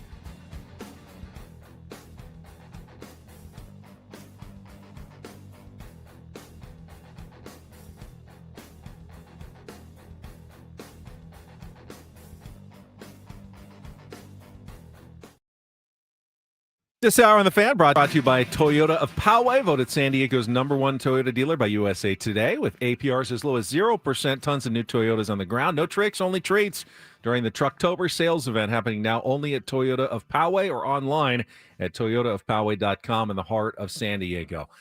I see the comments in the chat, so I like to address it. Purple says, this gambling scandal brought to you by Prize Picks. Use code KWFN. For me, I mean, I certainly, I don't rig any games. I recommend you don't as well. Aren't you, in fact, in the mafia? I certainly recommend you play responsibly. I do. I know most people that play do so responsibly. It's a form of entertainment. Makes it enjoyable to watch the games, to, put a few dollars here or there. When you get beyond that, though, is it possible to have both legal gambling, but also keep it from becoming a problem for people? I don't know. I mean, it's the same with alcohol. People have serious problems with alcohol. Tell your mom she still owes me money. Yeah, that's him. People have serious problems with alcohol. It's right there. You have to be responsible with what you do and make the right choices going forward. My wife watched I don't know, 60 Minutes or a Sunday morning special and came into my office. This is probably 6 months ago. And she's like, you're done. And I'm like, done what? She's like, with your gambling. And I go, what happened? And so she told me about it. I went back and watched it. And it was talking about kids. And I went, all right, you're right. I said, you're right. You're 100% right. She goes, I when our kids are 18 or 21? 18? When you can make Prize Picks and stuff. I think it's 21. 21 now. And I said, okay. I said, you're right. I said, it's not something I want to perpetuate. I said, but, I go to the casino. We go to I was like, you're pumping $100 bills in the slot machine when we go to Vegas. We're adults, right? And, you spend what you can afford to spend. But it is like anything. Too much of anything is not good for you. Of course. I mean, no Super Bowl squares anymore. Yeah, but you can bet $10 a day and be responsible. You can drink a glass of wine every night and be responsible. I mean, people drive their cars irresponsibly. Do we ban cars or do we not? People don't drink responsibly. Do we ban alcohol? Do we not? People don't gamble responsibly. Do we ban gambling or not? It's the same question for all of our vices and things that are fun to do, but in moderation and responsibly. But it's funny. I stopped. Well, I was basically gambling illegally. Like I had a guy instead of, and I did some underdog and stuff like that. I was never good at those ever. And I still do pick them. I pay a flat fee at the beginning of the year, make picks. I do my golf dynasty. I pay a flat fee at the beginning of the year. I make picks, fantasy baseball, right? But there's no difference between that just because you're doing it all at once and then making your picks. You could also do 1/100th of it and make 100 picks. It's the same thing. You're just paying in advance. There's no difference. that kind of gambling, other kind of gambling, it really is all the same. I think it's just odd. It is a little bit jarring to see the leagues so much in bed with them. That's, I think, the thing that, and then hey, there's the odds of the game on TV. It was so not spoken about when we were kids. You knew it went on. Your dad had a bookie. Your dad placed bets. Your dad placed bets on the golf course. Your dad went and played the ponies, whatever. It just wasn't. Get the Breeders' Cup coming to San Diego Del Mar this week. Of course, it's all based on gambling. It just wasn't so out there, I think. And I think that's what's freaking everybody out. Is it better to push it back into the shadows and the darkness? Don't know. Or to be a little more out in the light where it gets some sunshine at least? And, these stories get exposed. I don't know. You can have a valid opinion either way on it. I don't think it makes you hypocritical to enjoy a little bit of gambling, but also say it is wrong to fix basketball games. Correct. I think there's a delineation there. To cheat, the system and whatever. You're not supposed to cheat. You should do it up. Let me ask you this, though. If you had inside information, would you use it? The answer is yes, 1,000%. Would it sway your picks? Yes. Unquestionably. Who wouldn't want inside info of, actually, his arm's about to explode? I would take the under on those 6.5 strikeouts tonight. Okay. Like if we were having a conversation in the dugout with Ruben Niebla, and Right. we heard something about, I don't think he's going to make his next start. Correct.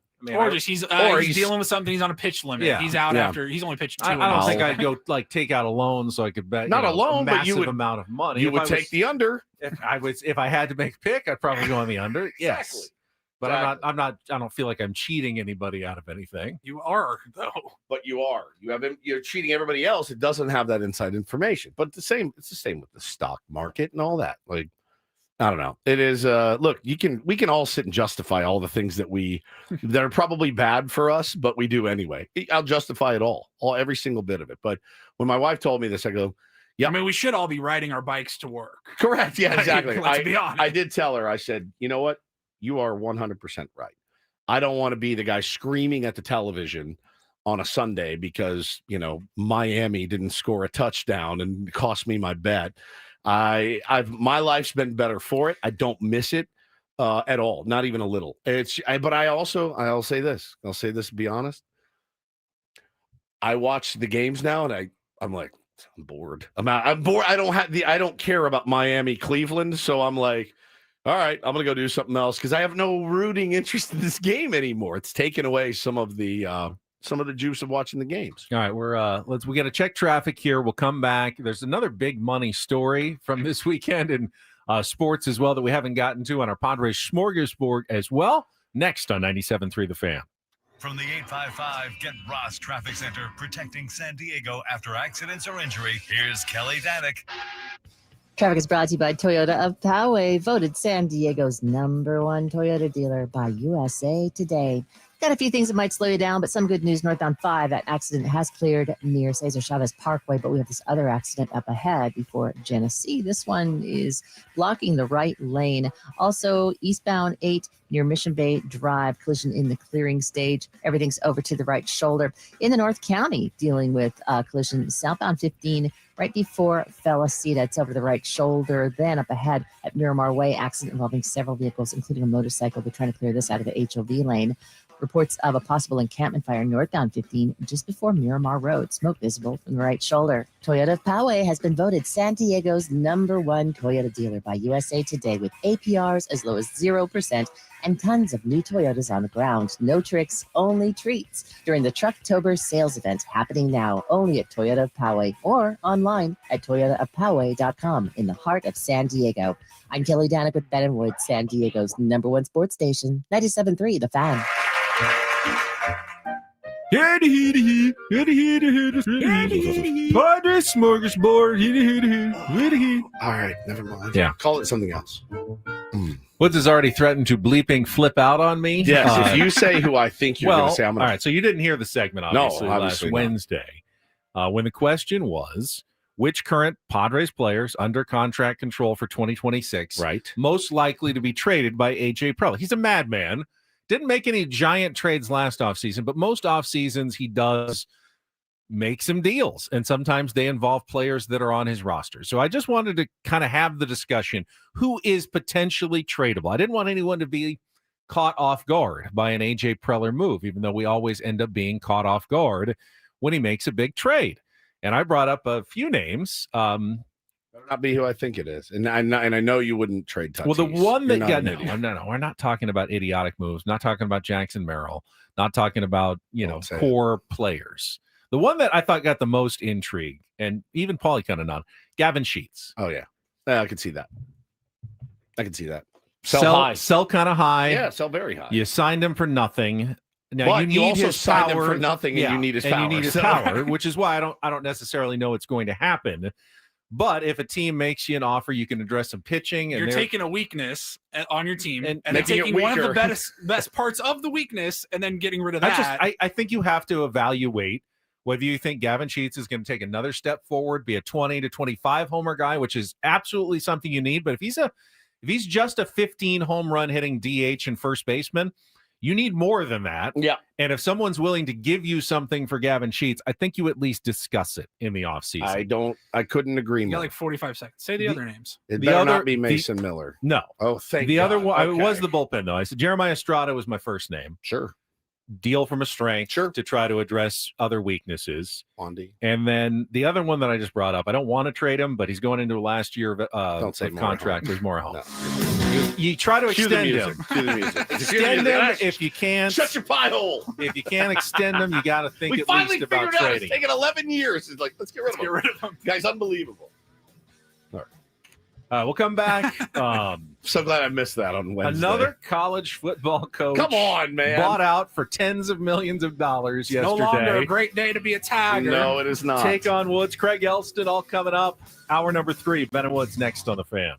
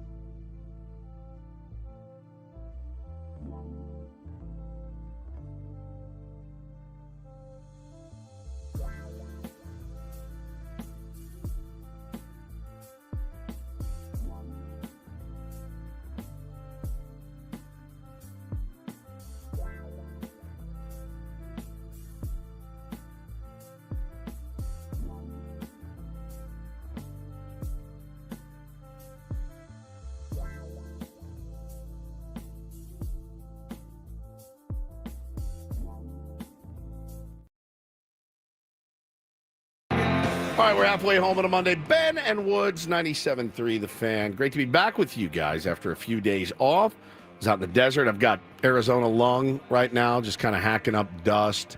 And just, you get so dehydrated. The second you cross the state line, just every bit of moisture just sucks out of your body. And you go into the restrooms there at the baseball fields, and it has a, not to be gross, but it has like a urine chart, urine color. I meant to take a picture and text it to you guys. Oh, I've seen those. Yeah, the urine Pale chart. straw. Pale. If it's clear, you're good. If it's this color, have a bottle of water.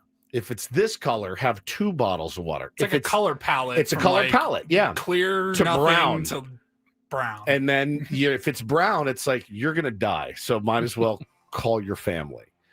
Mine was nearing brown towards the end. And you're just like, I can't possibly drink any more water. But they did. They had them posted everywhere. It was very warm, very dry. And the air just. What are we talking, like 80s, 70s? Like upper 80s. We also played on turf for 2 games. So it was you could see the heat, and you could see the heat radiating off of it. It was pretty brutal, but always a good time. But good to be back. I hate that it's just another thing to feel guilty about, though. The color of your urine. Like, it's too dark. I'm doing something else wrong. Yeah, I'm doing something else wrong in my life. I just need to drink more water.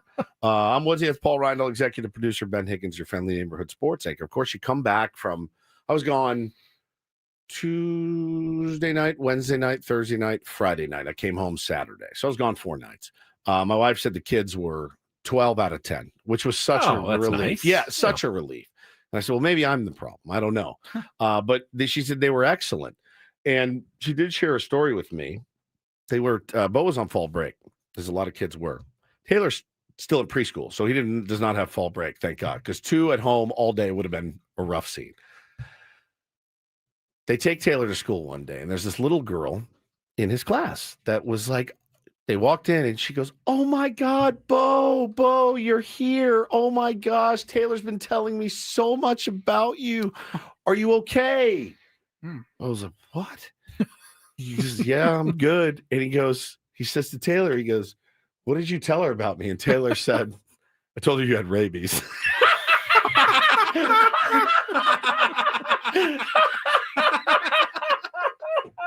Rabies. So she tells his whole class that his brother has rabies. And so everyone in class was worried sick about Bo that he had rabies. And Bo's like, you idiot. Is this like, what do they call that? Munchausen syndrome? That he wants sympathy because his brother is infected with rabies? I told my wife, where does he come up with this stuff? What? Where does he come up with this stuff?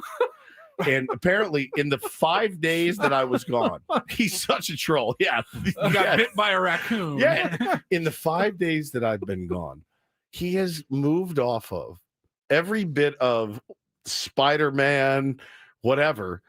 He's now 1,000% full bore Harry Potter.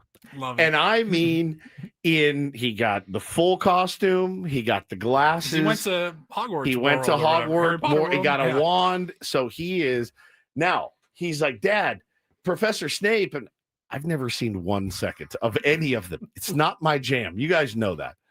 But now I'm finding myself going, am I a crap dad if I don't just sit down tonight and like start reading the books to him, or like dive in at least to the films, movies, right? Start with books. I don't want to start with the books. I would rather start with the movies. Start with the 700-page books. Yes, let me rip through. Read a chapter every night. In about 5 years, you'll be done reading the entire series to him. So I want, like, Bo and I have so much in common because it's all the stuff I like, he likes, because that's how I trained him. Right? But Taylor is his own person. He's his own interest. I think I do need to, like, at least start to watch, because he's talking to me and it's like he's speaking gibberish. I have no idea what he's saying. I know Professor Snape. I know Hogwarts is the school. Correct. Yes. That's the school. You guys get a Dumbledore. You have a crash Hermione. course. Hermione, do you have a crash course for me quickly? I in mean, 30 seconds? Can you sum this up? I've read the books. I can You have? certainly, yes, I have. I can certainly I'm not get you caught up. surprised. All right. So those books, How many are there? 7. You read all 7. All 7 books. Did you As have most to? people, I think, in the world have at this point. Paulie? So I read 5 out of the 7 books. You did? Because they all came out. I was in like 3rd grade when the books came out. Okay, that makes sense. And they were amazing. They really were. Are they? They were like the first books that I just remember, like how vividly they painted a picture in your brain and you got hooked into the story. And I was like 10 years old, so everybody was reading these books. But I read the first 5 books. They got when bigger you were and 10. longer. How old was I? 25. I'm not reading any Harry Potter books when I'm 25 All years right, old. here we go. When did you You read guys are them? the same age, right? Yeah, we are the I same was age. probably closer to my 30s when I read them. Oh, They were a sensation. Everybody was I'm- reading them. All right, quick I'm overview. embarrassed for you. Wizards and witches really exist. They secretly live among us, but don't reveal themselves to the rest of the world. They have special schools, including this one in Britain called Hogwarts. Okay. Harry Potter, who didn't even know he was a wizard until he found out at age 11, finds out he's a wizard, goes to this school. Turns out he's a pretty important wizard because his parents were killed by a really evil wizard. He's the wizard. He's the wizard. Harry Yes, is. Yeah. there's this big prophecy where he's He's destined. the Shohei Ohtani. He's of destined wizards. to battle Okay. the most evil wizard of all Okay. time. Basically to the death in the end, and it builds up over 7 books until this epic conclusion in the final book, where he faces off against the evil wizard whose name is Voldemort. There you go. Okay. Now, if I was to get the books and sit down and read a chapter to him every night, what are we talking? 20 minutes? 15 minutes? Are they short chapters? They are short long chapters. books. Like 30 to 40 chapters per book. All right. 7 books. It would take you probably years to get through the entire series with him. Great.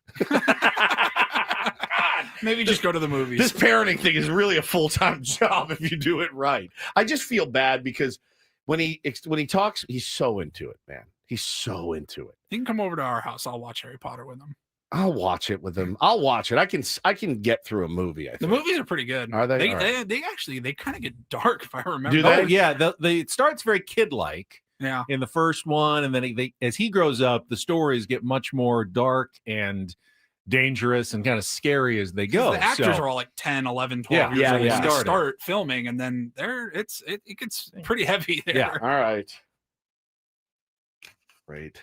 The books they were all like the first 3 I remember were, I don't know, call it 300 pages. That was a lot, but doable. And then like the 4th book came out, it was like 700 pages. And then the 5th book came out, and that was even bigger. And I just said, I'm done. I'm done. I'm out. I'm out. You're killing this thing. And then the for me. movies started to come out years later after the books. So you already knew the story. And then the movies started to come out Okay. one at a time. And they sprinkled that out over like 10 plus Yeah. years. Because then they Okay. split the 7th book into 2 movies. That's right. 8 movies, 7 books. Oh my yeah. God. Jesus Christ, it's an epic. It's just an epic. It is. And it is. I never finished the movies even until like I was probably 25, and I just got really sick for like a week. And then And you there was a finished them. marathon on HBO Yeah, or makes something. sense. So I was like, all right, I'll watch the last 2 movies and finally Yeah, It's figure very out immersive. how though. the You story get- ends. you get into the world. He's and so it's very sweet. detail-oriented. He's so He'll love stinking it. He'll cute with love dude. it. And I'm digging for this picture my wife sent me. He looks like it's perfect. He has the little glasses and the robe and his little one. He's passed out on the couch. He's Especially dead the first asleep. movie, like we just said, they're younger, Yeah. and there's like the bad guy. There's like trolls or Sure. whatever, but it's nothing too heavy. It's nothing too scary. Hogwarts is you're learning everything for the first time watching the first movie. Okay. It's going to be more in tune with what he experienced at Universal Studios. Well, there's one guy out there right now that has the time on his hands to actually sit and true. read all of these books if he wanted to. He's got nothing but time now because he's no longer the head football coach at Louisiana State University. His name is Brian Kelly. Mm. He of the Baton Rouge Kellys. No, he of the Boston Brian Kellys. It's a great night Sure is. to be a Tiger. Yeah. Yeah. He's out. They The latest big money college football coach to get his walking papers this season. a $54 million buyout for I'm Brian here Kelly. with my family. Yeah, it didn't last long, did it?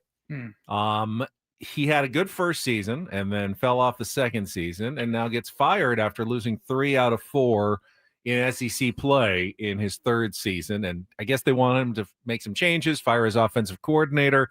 He pushed back and boom, that was it. It happened all in like 24 hours. Yeah. He's like, okay, fine, you're gone, but now LSU's on the hook. Now they've talked about a negotiated settlement, but there's really no reason he has to. They owe him the entire $54 million. The only thing they can do is say, well, if we give you like $48 million, then you can go get another job and we don't have to offset it. But other than that, they're pretty much going to pay him out almost every single dollar that he's owed, just like Jimbo Fisher got, just like James Franklin, Billy Napier, James Franklin.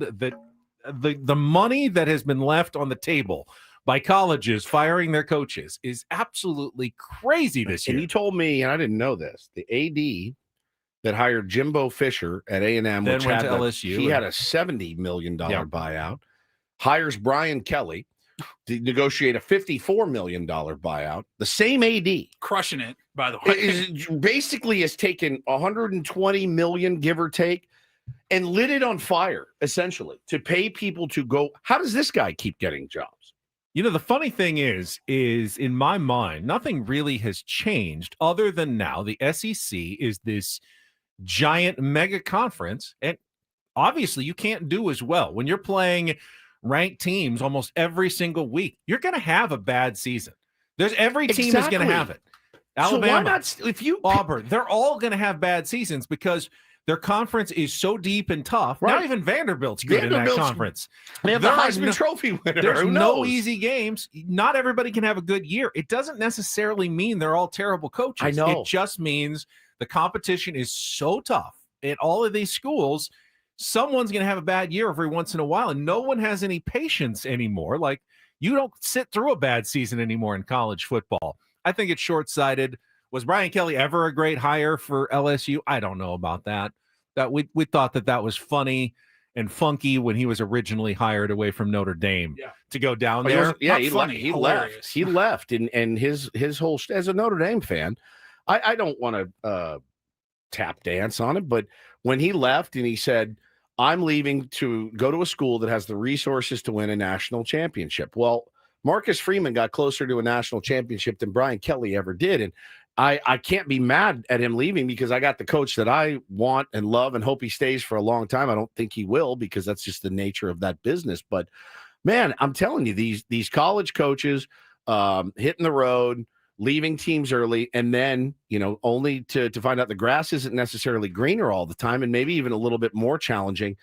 He gets shown his walking papers, and there's the second video of Brian Kelly leaving a campus in the middle of the night in an SUV. I saw that last night. This one was different. He left Notre Dame. They fired him here. And what's he going to do now? I mean, there's plenty of jobs open because of all the other coaches that have been fired. You can go to UCLA and take over if you want it. I was crying yesterday. It's some of the tweets that came out. They said, here's actual audio of Brian Kelly interviewing for the UCLA job. Dude, you get the best barrels ever, dude. Just like you pull in and you just get spit right out of them. And you just drop in and just smack the lip. Whoop-ah! Drop down, snap, and then after that, you just drop in, just ride the barrel and get pitted. So pitted like that. Brian, I was more interested in how you were going to lead UCLA back to national relevance, not how you're planning on attacking the waves here in Southern California, sir. It was pretty incredible. Pretty incredible. Penn State has an opening. Yo, call me when you get your vote.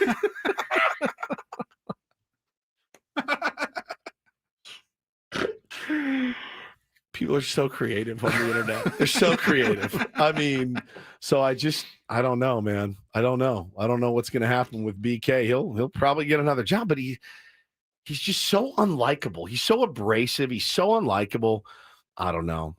Where's a good fit for him? NFL may be a better fit for Brian. You hear these stories like Florida is, potentially trying to poach Lane Kiffin away from Ole Miss. They're going to have to give him the same contract like a Brian Kelly got. And then Sark might want to go back or go to the NFL. He is denying it. The reports that he's interested in an NFL job. I don't know why. What is so wrong about potentially wanting to coach at the very highest level of your sport? Other than you're going to step on some toes of the place that's paying you right now. Well, we didn't.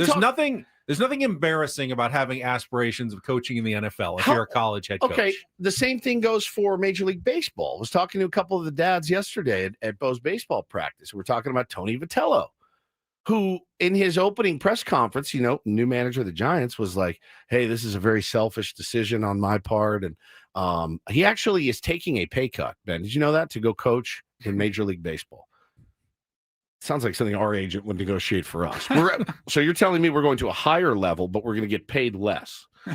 Make it make sense to me. But yeah, he was like this guilt. It was like kind of guilty for leaving Tennessee. They put him on the map. You're going to the big leagues. You get to be a big league manager, one of 30. You can find another college coaching job. Don't feel guilty about going to coach the San Francisco Giants. I think he feels bad. I mean, I don't want my manager feeling bad. I want my manager feeling good, really good. Oh, I'm sure he is. That's I'm sure crazy he feels to great me. about everything that's going on with the Giants. He feels bad for building something. That's the job. Taking Tennessee to the promised land. But that's the job.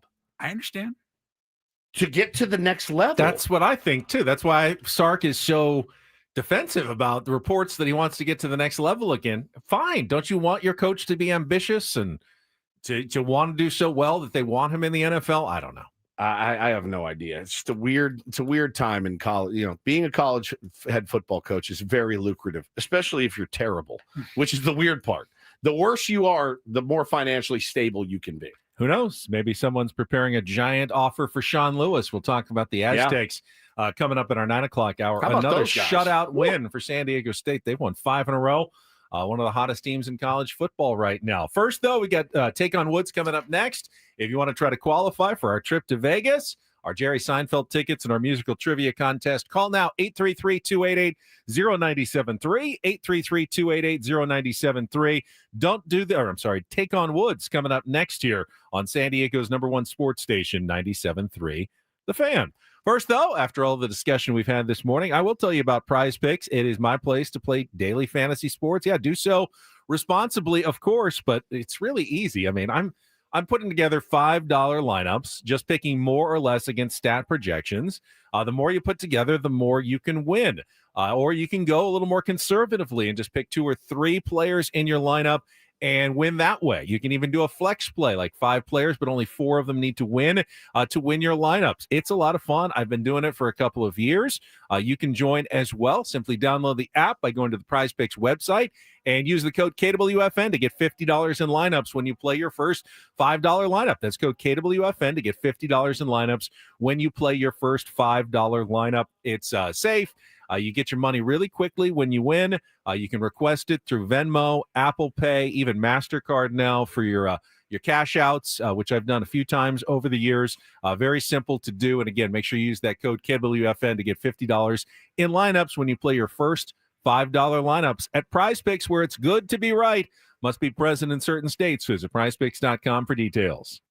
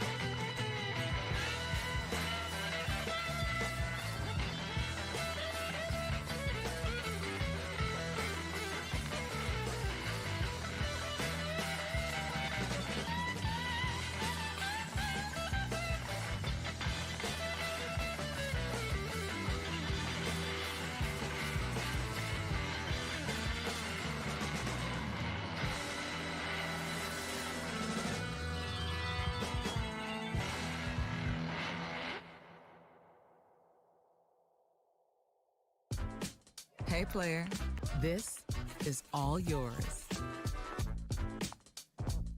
This room with this view.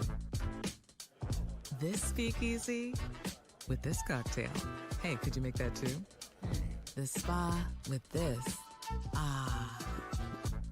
And this pool on this roof. This is all for you. The all-new Hamul Casino Resort, now open.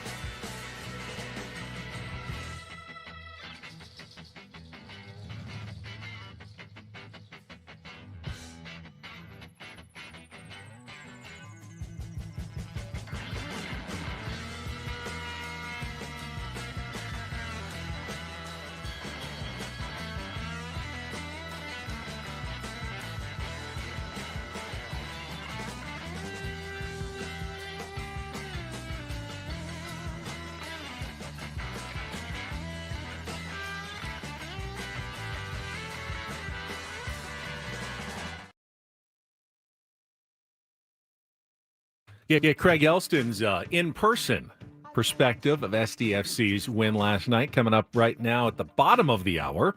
First, though, it's time for our first game of the week. Let's play a little Take on Woods.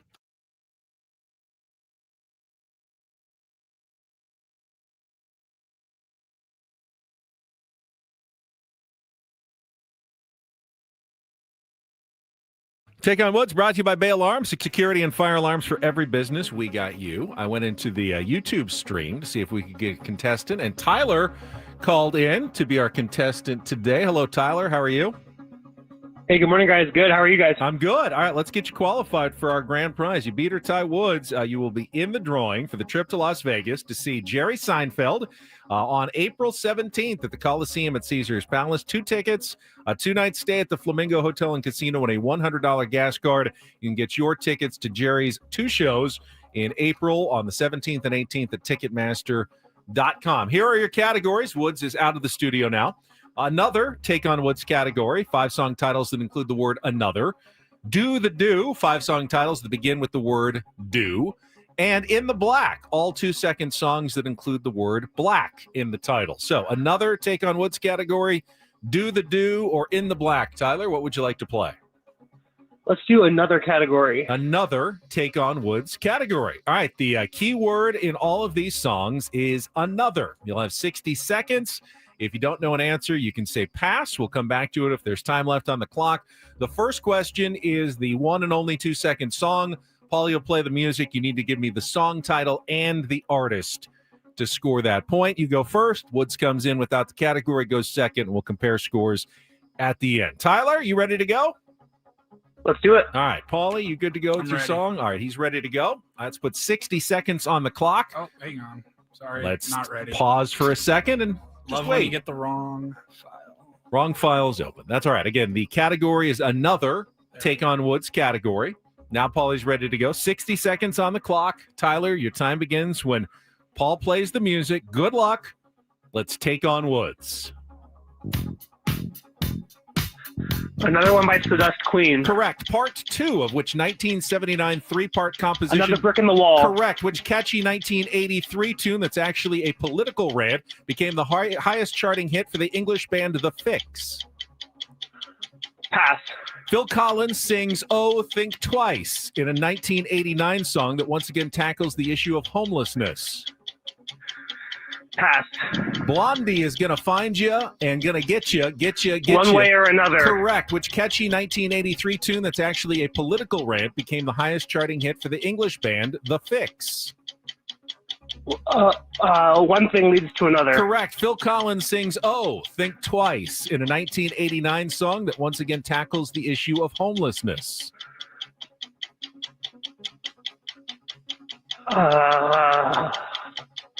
Shoot, I'm going to get beat 5-4. I don't know. I don't know if you're going to get beat, but your time is running out. And that one was Another Day in Paradise. But you did get the other 4. Another One Bites the Dust. Another Brick in the Wall. One Thing Leads to Another. And One Way or Another. Hang on the line, Tyler. We'll see how Woods does. He doesn't get the category. Does make it a more challenging game. Let's put our 60 seconds back on the clock. Woods, your time begins when Paul plays the music. Good luck. Let's take on Tyler. Another One Bites the Dust by Queen. Correct. Part 2 of which 1979 three-part composition by Pink Floyd famously includes a children's choir. Pass. Which catchy 1983 tune that's actually a political rant became the highest charting hit for the English band The Fix? What's the category? Pass. Phil Collins sings "Oh, Think Twice" in a 1989 song that once again tackles the issue of homelessness. Another Day in Paradise. Correct. Blondie is gonna find you and gonna get you. In which One Way or Another. Correct. Part 2 of which 1979 three-part composition by Pink Floyd famously includes a children's choir. The Wall. Incorrect. Which catchy 1983 tune that's actually a political rant became the highest charting hit for the English band The One Fix? Thing Leads to Another. Correct, which is a 4-4 tie. Oh. The word. What's the category? Another One Bites Another the Brick Dust. in the Wall. Another Brick in the Wall. Yes. Tyler, good job. Did not 4 jive. is good enough to qualify. Hang on the line. That was grindy. Paulie, I'll get your information. That was a But you grinder. were getting them all, and it's like, how does he not see the I was same like, what word is that's the in word? every single category is another. Now, Another One Bites the Dust. Even said, I don't know, the wall. One thing leads to another. Close. Another Day in Paradise, One Way or Another. Man, that was grindy. Good game, though. Good Excellent game. game. And we Good got a job, qualifier. Tyler. Yep. All right. Craig Elston will join us. SDFC thoughts. He was at the game last night as they win their playoff debut against Portland. That is coming up next on San Diego's #1 sports station, 97.3 The Fan. Tweeted out a couple picks over the weekend of our tournament and talked a little bit about how sore I was. Oh my God, every muscle, my body hurt. You know what didn't hurt? My wrists, my joints, thanks to QC Kinetics. Oh, look, I'm getting a little back rub from Benny right now. That feels so nice. More and more these days, people who are in pain, taking control of their health, looking beyond traditional medicine. I'm so glad I did. Went into QC Kinetics years ago, got the treatments on my wrist, and people like me, like you, finding lasting relief without steroids, medications, or surgery. Right here in San Diego at QC Kinetics. It is pretty incredible. Go meet with Dr. Jackson and his team and get to the root of where your pain stems from, right down to the cells involved. By putting these natural elements to work, your body can revitalize your joints, literally using your own power to heal. Very simple injection, guys, not a hospital stay. It's fast. It's all natural. There's no downtime. Call QC Kinetics today and schedule that free consultation with Dr. Jackson and his team. So if your knees, back, shoulders, keeping you from enjoying life, playing baseball tournaments, whatever it is you want to do, give them a call today. Take charge of your health. Look beyond the same old solutions. First consultation is free. No reason to wait. Call QC Kinetics now. Locations in Hillcrest and in Torrey Hills. 619-614-PAIN. 619-614-PAIN. 619-614-PAIN. It's QC Kinetics.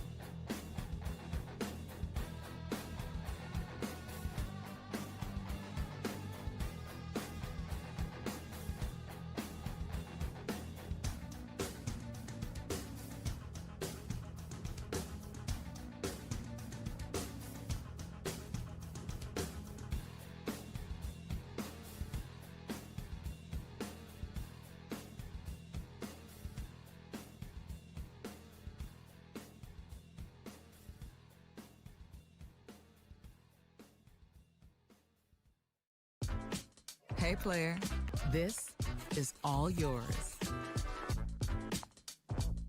This room with this view. This speakeasy with this cocktail. Hey, could you make that too? The spa with this. Ah.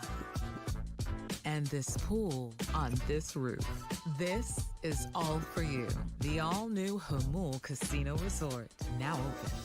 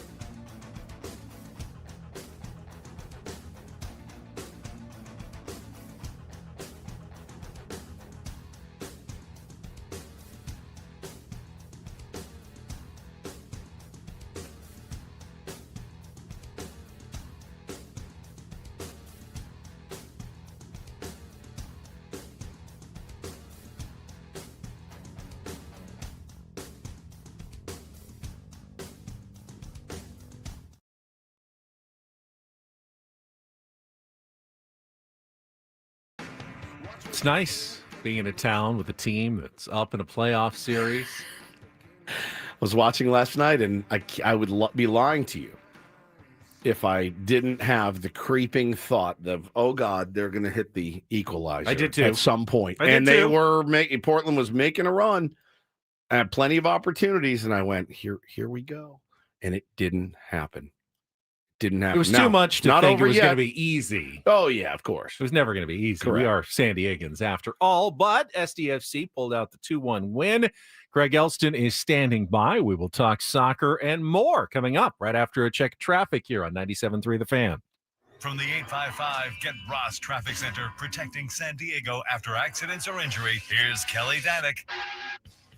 Traffic is brought to you by Toyota of Poway, voted San Diego's #1 Toyota dealer by USA Today. Well, guys, we still have a few problems here. One of them is the stalled vehicle on the South 5 coastline right before Cannon. It has been moved over to the right shoulder. Southland 15 cleared an accident near Falicita. Looks like we still have this other crash, though, near Miramar Way. Motorcycle involved. Trying to get that cleared out of the HOV lane. Also reports of a collision on southbound 15 right at the eastbound 8 connector ramp. That's over to the left shoulder. Heading west on the 8 before Mission Gorge Road. Stalled car in the center divide.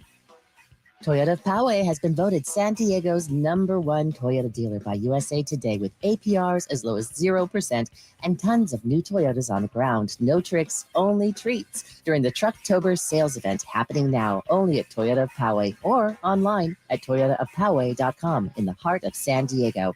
I'm Kelly Danick with Ben & Wood, San Diego's #1 sports station, 97.3 The Fan.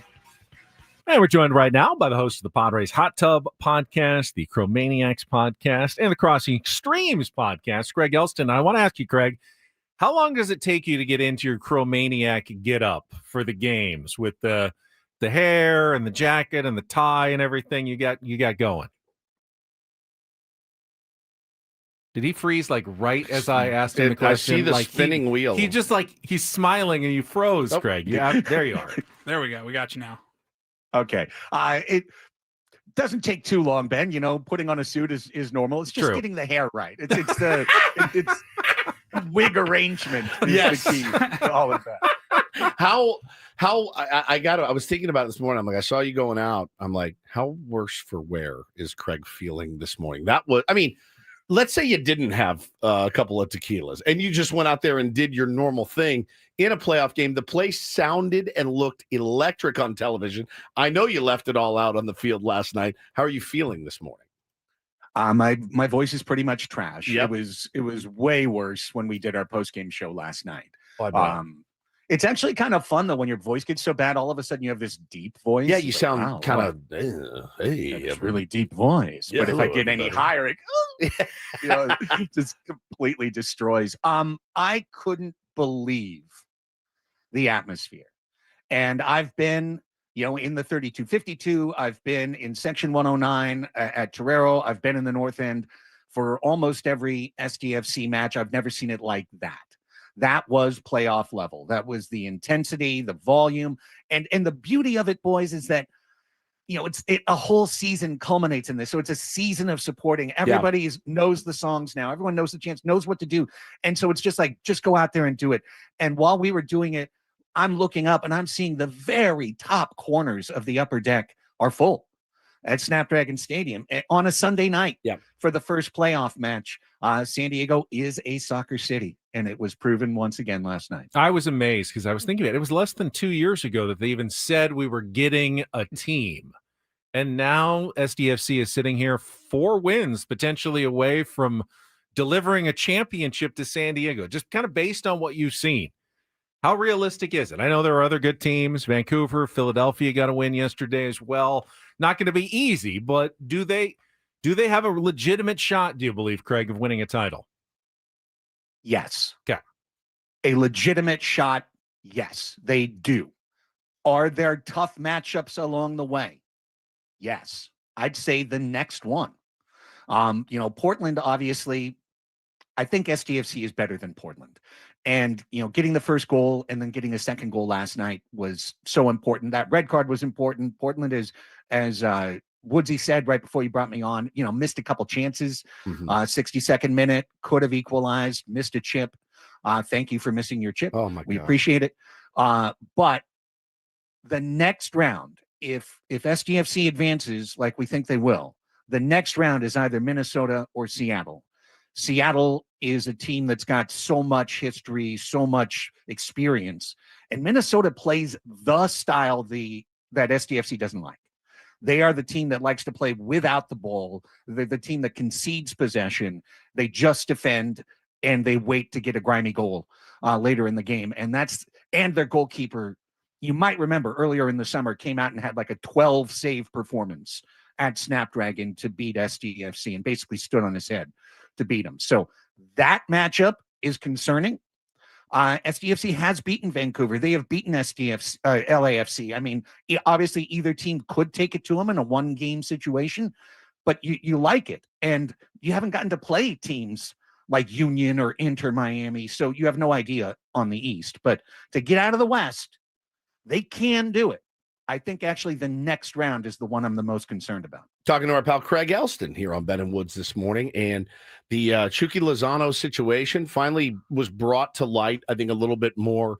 We talked early in the show about I think I used the word temerity, stones, whatever you want to say, to bench a star player, one of your star players, and say culture is bigger, team is bigger than you.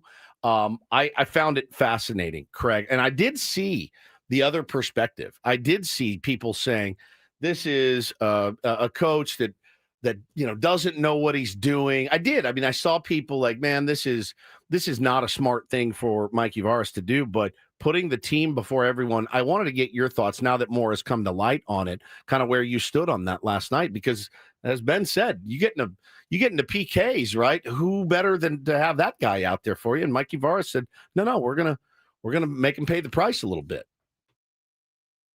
I couldn't be more impressed. Yeah. And I will tell you, in the supporters purple lot at the tailgate, when the lineup came out, the first thing everyone did, of course, was just open up on that SDFC app and start pressing on the player name, Yes. on the little heads and go, okay, who's in? And then you go through the bench and you're, wait, he's not on the bench. And like 3 people around me on my phone as we're doing that, and everyone said the same thing. Well, you better win. Because it's one thing to bench him in the last game of the regular season and Right. make a statement. It's quite another to bench him in the first match of the playoffs and make a deeper statement. And in a week when Chucky was practicing with the team. So after the match, Mikey said, basically it's done and dusted. As long as there's no setbacks this week, he'll be in the lineup. Next week, I guess the setback would be a temper tantrum or a sprained ankle. I don't know. I don't know which one. But presumably it's over. And Chucky's in the lineup. And you know, we talked about this on Chromaniacs last night. You kind of have to put him in the lineup the next match. Oh, yeah. Because it's the one time where you've got literally the one time in the playoffs that you have a cushion. You can drop the game at Providence Park, come home and win the series against Portland. But this is the one chance to kind of reintegrate him into the team. If you went another match without him and you won again, and now you're saying you're going to put him in an elimination match, that's getting tricky. So it's got to be done now. It's got to be sorted now. I think it is. And as such, Mikey Varis's stock just keeps rising because this team didn't miss a beat all the way through. Mike Schilt could never. Never. Let's just put it that way. Could never. I couldn't ever. Like as a man, there's no way. I'd be like, listen, you don't do it again. Now get out there to shortstop and give me your best effort and just clean it up and don't do that again. It's very difficult to do. And that's the difference in Mikey Varis and a lot of head coaches, man. Craig, were you concerned at all about the second half? It just felt like a different game in terms of Portland when their backs were against the wall. They played much better than they did in the first half when SDFC was controlling everything, possession, chances. Second half was a lot dicier. Do you think they take that momentum into their home game next week and kind of come out with a different strategy against SDFC? Well, that'd be really interesting because Portland's strategy is to try and run the counter to SDFC's strategy. And, you know, when we were talking about chances, Minnesota, they run the perfect counter to SDFC's strategy. Portland's trying to do the same thing. It makes the first goal like 85% of the game. So I don't know that they're going to change tactics. If anything, I think they'd come out more aggressive offensively at home, and that really plays to San Diego FC's benefit if they do. As to the second half, it was getting a tiny bit wobbly. And then they, you know, made a big mistake and a guy on a yellow card made a reckless tackle and took a second yellow. It was a pretty clear play. There was no controversy to it. The moment it was 11-on-10, which I think was the 67th minute or thereabouts. At that point, my confidence level went up to a 10. I mean, they're going to see the match out at that point. And that's exactly what they did. You know, look, Portland is a very proud team, organization, fan base. They've got an incredible atmosphere at their park. They're going to have, you know, the chainsaw running, hoping to cut some wood on Saturday night. And, you know, I think we've all got some good plans for Saturday night, but I'm also going to plan to watch San Diego FC and hopefully complete this sweep. Craig Elston joins us here on Ben and Woods this morning. Latest for you on Padres skipper watch. You saw a couple of names come off the board today or in last week with Kurt Suzuki going to the Halos, and then Craig Albernaz to the Baltimore Orioles. Pujols rumored to be involved in either of those. Kind of where do you stand on the latest? We haven't gotten a lot of news to bite down on. Yeah, I mean, we really haven't. So I'm going to stay in the same spot that I think if it's not Pujols, it needs to be Niebla. And either one of those guys is going to need a strong bench coach, and it's going to be a real curiosity as to see what direction they go, whether they go to a Scott Service or a Buddy Black or, you know, who would it be? I think if you have Pujols, you have to have a guy next to him that he trusts. So it's probably someone from his past, somebody that he's, you know, run a race with, so to speak. In a different universe, it might have been Mike Schilt. Yeah. But I doubt that's happening. Yeah, I don't think so. But he needs somebody like that because no matter what, you know, you've been a first base at DH, you've got a feel for the game, but not at the level of being a major league manager and pulling the triggers 3 steps ahead. So until we hear something of more interest, I'm just going to kind of stay in that holding pattern of I think it's Pujols. If it's not, it needs to be Niebla. and either guy needs a strong number 2. Yeah, I haven't been worried about any of the names that have come off the board so far. And not that I don't think Craig Albertaz might end up being a good manager, even Kurt Suzuki. But to me, none of them were fits for the San Diego Padres. You either need to have, to me, some experience on the job to take the team to the next level in the playoffs, or you need to know this organization. Pujols is a weird fit in that he's neither really. He has no managerial experience on the big league level, at least, and is from outside the organization, but he is Albert Pujols, which kind of changes the equation a little bit. Brian Esposito to me makes more sense than going out on a bench coach from another team like a Craig Albertaz. Yeah, I agree. It's funny. Rafi Cantor on Padres Hot Tub last week just had a great question talking about how each managerial hire has felt like it was at least a little bit of an overcorrection for the previous one. Yeah. So, Jace Tingler, no experience. Okay, we'll get the most experience. Bob Melvin. Okay, Bob Melvin, way too chill. We're going to go get the fiery guy in Mike Schilt. Okay, Mike Schilt, too much of a jerk with the people and doesn't have the respect of the veteran players. We're going to go get a veteran player. The ultimate veteran player. Right, yeah. The 700 home runs. Right. So now what are you going to say? It feels like we're kind of doing that game again. And I do wonder, having said that, what a Manny or a Toddy thinks if it is Esposito, if it is going back to a Flaherty, like guys who don't have any experience and wouldn't command the clubhouse, you wouldn't think. But then again, Stephen Vogt didn't have any experience, and I think we'd all sign up to take him if Cleveland let him off the hook. So it's such a sticky wicket for the Padres. I just don't see them. And this is why. 2026 is so important. 2027 isn't promised. Baseball world. Yeah. A lockout is planned. And 2028 is kind of where that aging curve is really starting to kick in for San Diego. This feels like an all-in season for the San Diego Padres 2026. If you don't get it done here, what's the rest of the decade really look like? LA is still a thing that exists. Yeah. So I just don't see them going the combination of no experience and no prestige. Pujols brings you prestige with no experience, right? I don't see the bench coach elevation as being the next move. Out of time. Thank you, We'll brother. chat with you next Appreciate Monday. you, man. Appreciate it. We'll come back with the Randall Report, talk Aztecs football and more next year on 97.3 The Fan.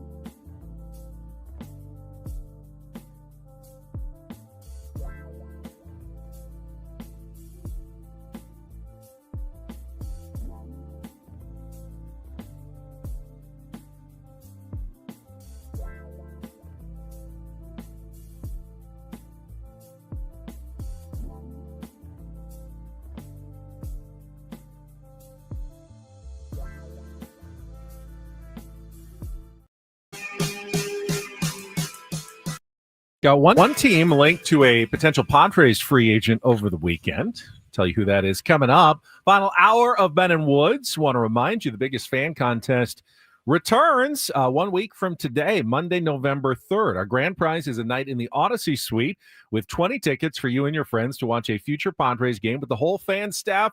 Just register your name. Enter at 973thefan.sd.com/biggest fan, and then listen when we start announcing names next Monday at 9 a.m., 1 p.m., and 5:30 p.m. every weekday for your chance to qualify. And speaking of prizes, this hour we're also going to give away those tickets, 3-day passes to Snow Jam 2025 coming to Del Mar November 7th through 9th, plus a $100 gift card to spend while you are there. I did see, though, the name linked to the Chicago Cubs this weekend. Bruce Levine of The Score, 76670 The Score, said Dylan Cease is someone that the Cubs look like they will be actively pursuing in free agency this offseason. Can see that making sense. Again, under the win-loss record was not great for Dylan Cease. But again, valuing the innings pitched and the elite stuff that Dylan Cease has. Dylan Cease, as I said, is going to make money. He's going to make money. He's got, I believe he's a Scott Boras guy as well. He's going to get top dollar for him. May not be the $30 million that had he pitched himself into the Cy Young consideration this year that he would have gotten in free agency. But Dylan Cease with 200 strikeouts plus 180 innings pitched, that man's going to get paid. Doesn't get hurt. He's always there. They had injury issues, obviously, in the rotation with Steele and others. Now, one potential complication. Now, Dylan Cease has, history in Chicago with the White Sox. He was drafted by the Cubs originally. Yep. But one complication is the Cubs generally don't like going after guys who get the qualifying offer. And that's going to be one of the big decisions early because they have to give up the draft pick to sign qualifying offer players. And we have talked about that a little bit. Will Dylan Cease get a qualifying offer? Will Michael King get a qualifying offer? Remember, that's $22 million for 1 year. And they can just say, I'll take it, and they're signed. You can't take it back. And would either of them consider taking that? If they reject it, fine. Then you get compensation when they get signed from their future team. That's why you offer it. Would you be mad if either of those guys accepted the 1 year qualifying offer? If you're the Padres, I don't think so. Not even a little bit. So I don't know. Adam brought this up, and can King get the QO? I've heard both sides of that argument. I need an official because of the word mutual option that he has. I don't know officially, but let's say that he could. You absolutely extend it to both of them. You absolutely do, and you get the draft pick compensation. Gambling that both of them are going to go and test the waters in free agency. Dylan Cease definitely can get one, and I think you give one to him ASAP. It's kind of early still in the offseason for specific teams to be linked with players, but that report, unless you're Jim Bowden, came out of Chicago this weekend. Yeah, we'll talk about that as the week goes on. The ex-GM for the Athletic has already come out with his top 50 free agents and what teams they'd be connected with and what salaries they might get in the offseason. According to him, Padres are spending about $700 billion in the offseason. So just to bring old guys back. I don't know. Yeah, I don't know where this money's coming from. But Jim Bowden has us connected to everyone from Drew Pomeranz to Ha-Sung Kim to Dylan Cease to Michael King. Framber Valdez. JT Real Muto. Yeah. We are going to be loaded next year. If AJ just follows this blueprint, nobody beats us next year. No. Now, we're going to have 60 guys on the 26-man roster. We're going to have to do some manipulation, which I've heard works, and I've seen it done to great success up in L.A. So if you can do that, you have that money to burn. You get Cease back in July and King back in July, and you go from there. Get JT Real Muto, nice long extended spring training, save his legs. We'll have a really good team come playoffs, according to Jim Bowden.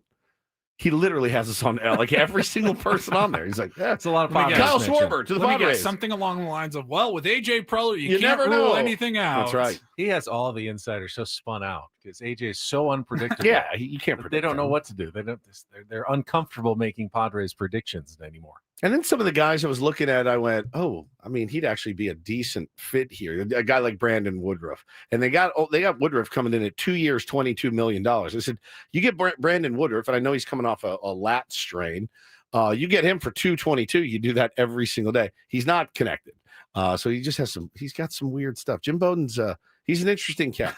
Yeah, I don't know what his accuracy rate is, but it's always makes for an interesting read. One.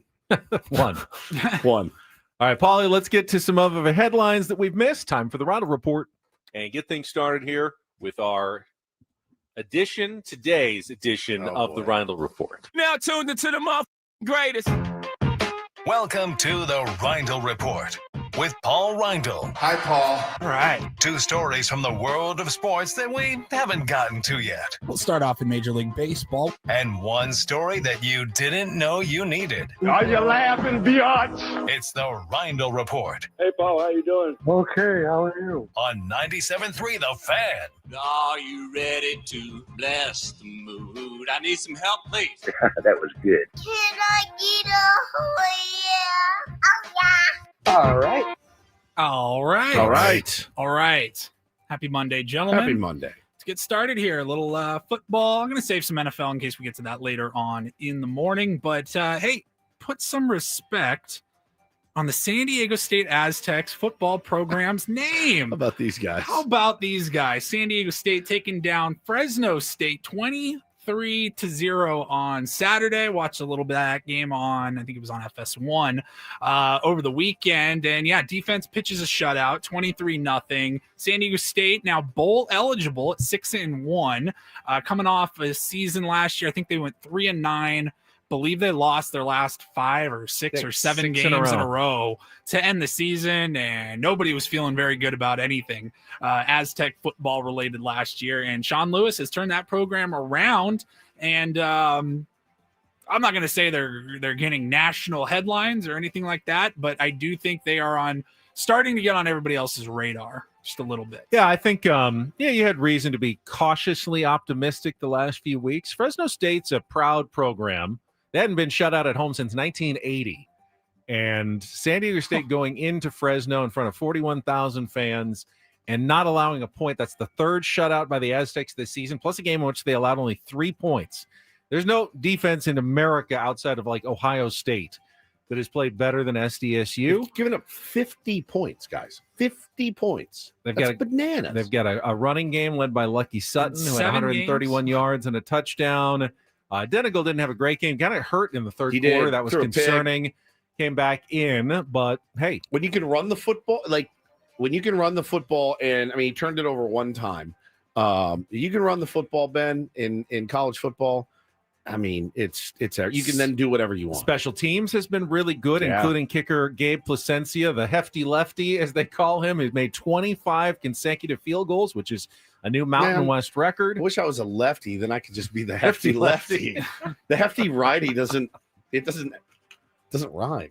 I think you'll see a lot of excitement if they can take care of business the next 2 weeks against Wyoming this Saturday at home, and then at Hawaii, which is always a tough road trip. Boise State will come to Snapdragon Stadium. Ranked. They're not. They're just outside the top 25, but it'll be for essentially first place in the Mountain West, guaranteeing getting to the Mountain West championship game. I think there will be a ton of excitement for that game. I know Sean Lewis wants to see a lot of people at this Wyoming game as well, but I've got my kind of calendar circled for that Boise State game later in November. Now they're getting votes, man, for the top 25. Right now they got 14. San Diego State 14 votes. Others receiving votes. No one thought that they would be in the others receiving votes category on October 27th. So credit to them. Yeah. Credit to them indeed. All right, we'll move on.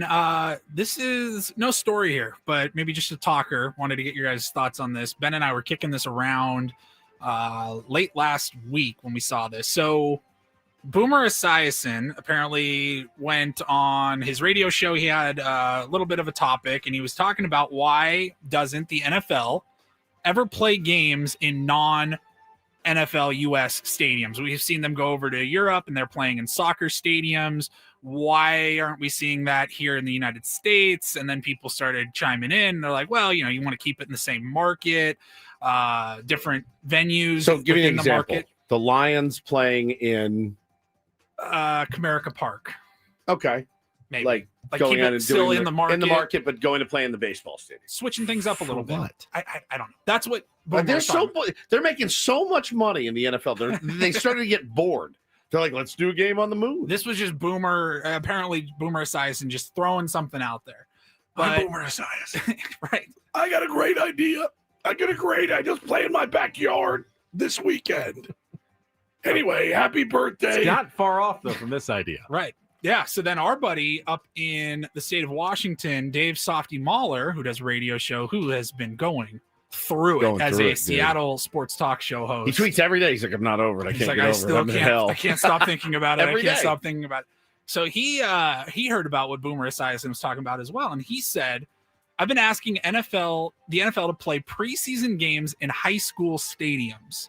It would be incredible, and you could use the opportunity to spruce up high school stadiums that are in need around the country. Yeah, NFL foots the bill to get it all dialed Basically, in. build a new stadium for a high school. Build a new stadium. Think about it. Pretty much. Yeah. Less fans, obviously. Yeah. You're going to take a hit on the tickets. It's preseason, though. Who cares? Nobody cares. And it could definitely, you could charge more for the tickets. And I think you would still, like, I don't know. If you took a stadium, a high school stadium around here, and we don't have a team, but you know what I'm saying? Like, that needs the attention. The NFL says, hey, we're going to be the good guys. We're going to go into this market. We're going to build a brand new stadium. It's going to have, there's perfect 2,000 field. people. That's There's cool. but like those people that are paying still for preseason games or whatever, you're going to be as close as you've ever been to the players. Cool. It's a good idea. I thought that could be an actual good idea. You see baseball teams, they go around, they build little league fields all over their communities. Like, I don't hate that idea. Yeah, not bad.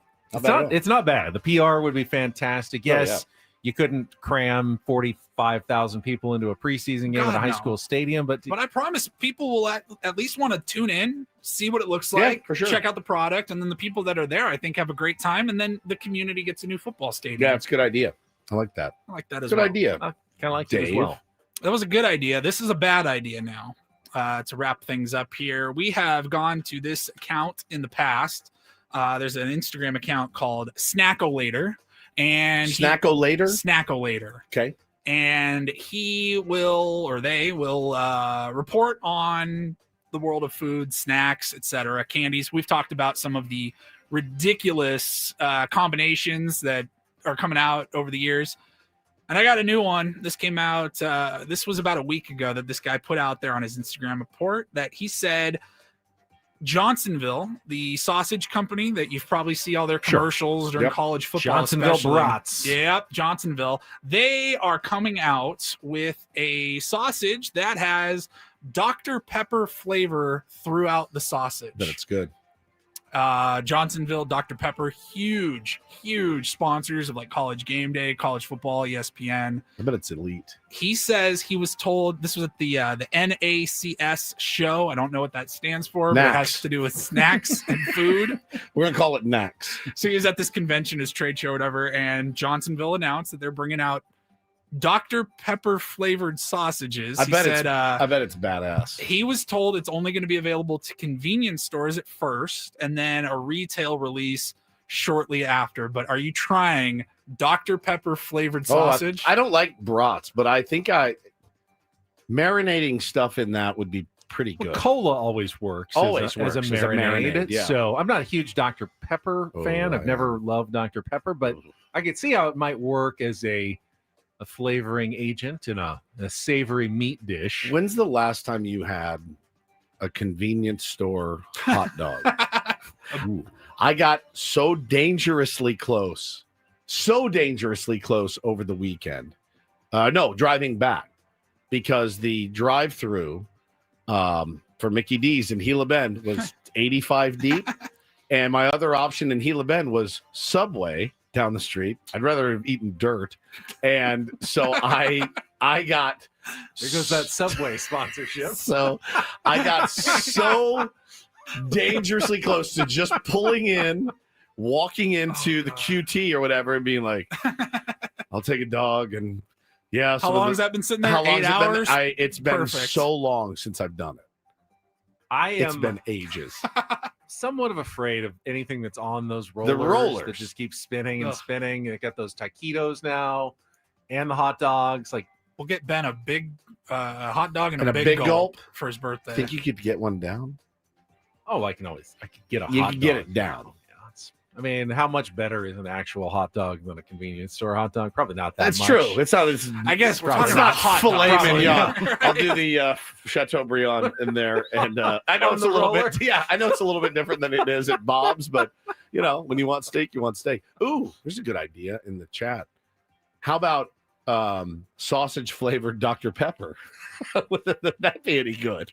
I think that would be a little different. How do you even describe the Dr. Pepper flavor? You don't. You can't. It's How many? just a We've Dr. got Pepper. like 23. 23 Yeah. different So good. spices. or I had whatever one it is. yesterday. Driving back.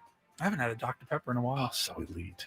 It's not quite root beer. No, it's not close to root beer. It's closer It's to not root beer close than to cola. Root beer. No, it's It's not. like in between. It's not. No, there's cola no and root beer flavor. Cherry has got to be one of the flavors. I would guess. But you can also get a cherry Dr. Pepper can? as well. You can. I love DP. Oh. And Dr. Pepper. Google, when you ask how to describe Dr. Pepper's Does it say root flavor, beer? What does AI they say? say described as a unique and complex blend of sweet and spicy with dominant notes of cherry and vanilla, and then other undercurrent of various other flavors like cola, caramel, and spices such as cinnamon. Yeah, it's got a little bit of everything. in it. Sounds delicious. It's I don't delicious. know why I've never really You loved probably Dr. haven't Pepper. had one in a while. Probably not. If done right. You know who has really good Dr. Pepper? Las Olas. Where we live. Really? Yeah, Specifically? elite. Yeah. How is it different? They're all You coming know out it of is. You know it is. Oh. McDonald's Coke and Sprite tastes better. Fountain can be different, but Fountain's there's no way different. that like different restaurants are getting different versions of Dr. They're Pepper. doing it. Some of them give more soda. The ratio I think is better in certain places, but Las That's Olas is that's elite. just fountain maintenance. Maybe. At this point. Maybe, but McDonald's does it different than any McDonald's other does it place. better. Any other store. It does it better. What's the fake Dr. Pepper? Dr. Skipper? you used to get it Sam's or whatever. I thought Mr. Pibb was No, Mr. Pibb is a different flavor entirely. That's but not delicious. That's not It's not Dr. the generic Pepper flavored. No. Oh, I didn't It realize tastes that. a little bit like it, but it's not Okay. generic. Dr. Skipper is the generic one. Dad, let me get a Dr. Pepper. No, I got a case of Dr. Skippers for you. You cheap bastard. I just wanted to. What is it? Nickel more? A nickel. Just give me the Dr. Pepper. No, we got Dr. Skipper here. You're good. It's so good. Trying to think. Thank Yeah, you, Paulie. we had so many. Always the knockoff, the generic brands. I Of sodas. hated the generics, dude. I'll drink in a pinch, but Trying to look because was there Dr. There was Slide? Mountain Dew, and then there was like Mountain Splash, Citrus Drop, Mountain Lightning. Terrible. Shasta pepper. Remember Shasta? Shasta? Oh yeah. I'll drink some of those. My grandma bought Shastas a lot. Delicious. Your grandmother had money too. She still bought Shastas. I think she thought they were better. Thought they were better. Yeah. Higher quality. All right. Thank you, Paulie. All right, let's look ahead. We got game Dr. 3 Thunder. of the Forgot about that. Walmart World Series coming up tonight, just up the road in Los Angeles. We'll get a little preview and talk some more baseball when we return with Ben and Woods on San Diego's #1 sports station, 97.3 The Fan.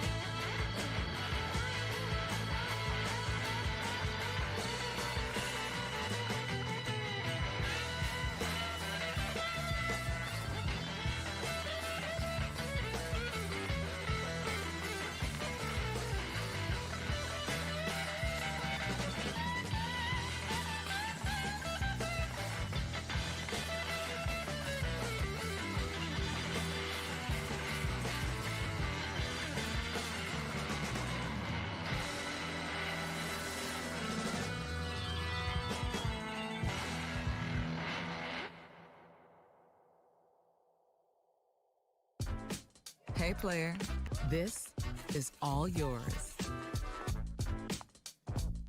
This room with this view. This speakeasy with this cocktail. Hey, could you make that too? The spa with this. Ah. And this pool on this roof. This is all for you. The all-new Hamul Casino Resort, now open.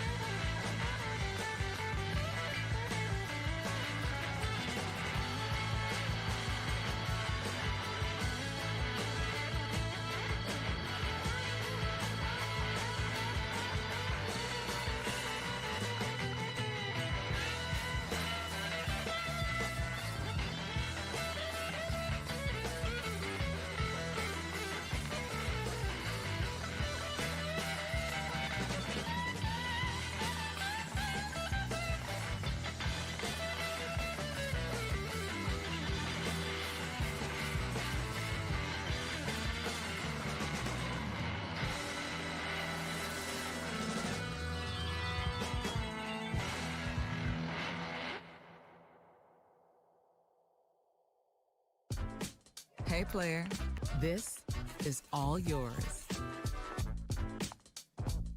This room with this view. This speakeasy with this cocktail. Hey, could you make that too? The spa with this. Ah. And this pool on this roof. This is all for you. The all-new Hamul Casino Resort, now open.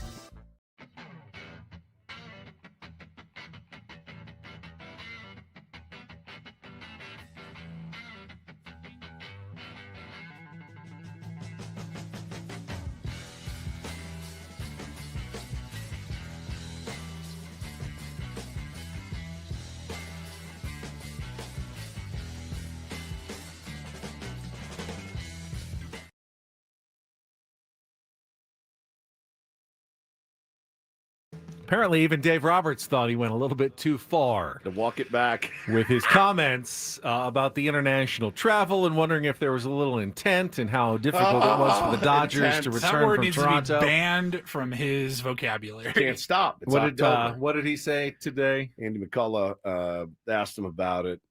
And it says, after causing a bit of a stir by wondering aloud about intent behind the Dodgers' travel delays, getting out of Toronto. Dave Roberts clarified his comments. Canada is not trying to sabotage the Dodgers. I know that. It was just a long day. Now do Manny Machado, Dave. Yeah, now do Manny Machado. I made that. He admitted later. I fully made that up as well. Holy cow. Either way, we will have game 3 tonight of the World Series.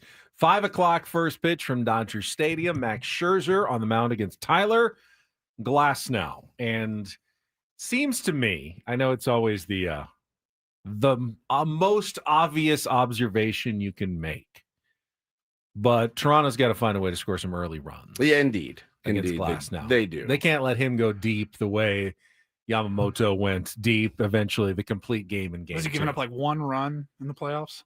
Not saying it's going to be easy, Paulie, but I just wanted to make sure. I don't see necessarily, Max Scherzer, even with his great start, quote unquote start, still only made it into like the 5th inning, right? Or just to the 6th of the last game. Tyler Glasnow has pitched 13 1/3 innings, 7 hits, 1 earned run, 18 strikeouts. All right. Making him the 3rd best starter that the Dodgers have had this postseason. Well, he makes like $200 million. Right. So that sounds about right. Yeah, He should be like 3rd, He's 4th. their 3. He's their 3. Yeah, I don't know how the Blue Jays. I mean, again, you felt pretty good with your Savage on the mound, and Gossman's really, really good. He was really, really good. I can't believe I actually saw Blue Jays fans upset that they left him out there after he had mowed down 17. Hindsight being 2020. If John Schneider knew he was going to give up that home run, he would have gone with someone else. Trust me. But Gossman was electric. But man, when you get into the Max Scherzers of the world now, I just don't know. I feel like the Dodgers can tee off on Max. Short leash, I would imagine. Going to have to employ that bullpen, which is okay. It's not great. It's not great, but they need to work Tyler Glasnow. They really do. They're going to have first licks tonight, so they're going to need to work Glasnow in the first. You can scratch out a run or two. That is the exact game plan you need. I feel like Toronto's bullpen, if you give them 6 innings and a 3-run lead, they'll hold it for you. I think so, yeah. If you're asking them to hold like a 2-run deficit for 7 innings, right, not quite as reliable. And what are you looking for when you say they need to get to Glasnow early? Is it jump on him? Is it attack? Or is it work at bats and see some pitches? It's get that pitch count up. Because you're trying to get to the bullpen. You've got to get to the bullpen. But the broadcast was talking about it in games, I think both games, certainly game 1, they were talking about you can see the approach in the Blue Jays like right away. They are swinging first pitch. They are hunting. They're attacking. That can be an effective strategy, but that also doesn't bode well with seeing pitches and working to try to get to their bullpen. I mean, again, I feel like Max Scherzer for these guys is going to be. I think the Dodgers are giddy about getting to the ballpark today. I really do. Like, I feel like they look at a guy like Max Scherzer and they're like, we can tee off on this dude. What did the Toronto Blue Jays do so successfully that got them to the World Series in a 1-0 lead? They hit with runners in scoring position. What didn't they do against Yamamoto in the first inning? They had 3 chances right there with runners in scoring position, runners at the corners, didn't hit. They're going to have to continue to hit at a remarkable pace with runners in scoring position to score the runs that will allow them to compete with the Dodgers. They don't do that in a game, they're toast. They've done it really well this postseason. They did not do it in game 2. Can they get back to it in game 3? When they have those opportunities and they get a runner out at second, can they bring that runner home? That'll give them a chance at least. Yep. Yeah, it should be good. I mean, it's great. It's a World Series game, man. I'm super excited for it. 508 again? 508 start? 508. Okay, yes. good. All right, let's give away a prize because we've got a pretty cool giveaway. At least today, we're just going to give it to the 5th caller, 833-288-0973, a 4-pack of tickets to Snow Jam at the Del Mar Fairgrounds, good for all 3 days, and a $100 gift card. It's San Diego's huge annual ski and snowboard expo, November 7th through 9th at the Del Mar Fairgrounds. Preseason deals on brand new brand name equipment and clothing from all the top manufacturers, experts on site to help you get the right gear. And then you take it home, you're ready to go. You can get your own discount admission tickets online at snowjamshow.com or win them right now by calling 833-288-0973. Come back. We can wrap up a little more of the weekend in football and more to a final segment of Ben Woods next on 97.3 The Fan.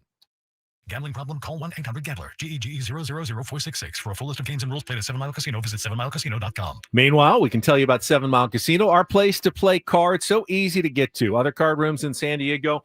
Big drive. Woods and I both had a road trip this weekend. Why do it if you don't have to? You don't have to drive 45 minutes to an hour onto the East County. You hop on the 5 freeway, head south toward Chula Vista, get off at E. You're already on Bay Boulevard, west side of the freeway, and within about a quarter of a mile, you're pulling into the very convenient parking lot at 7 Mile Casino. That's exactly right. Got all the card games that you're looking for. California-style blackjack. They've got Texas Hold'em. They got Pai Gow. They got Baccarat.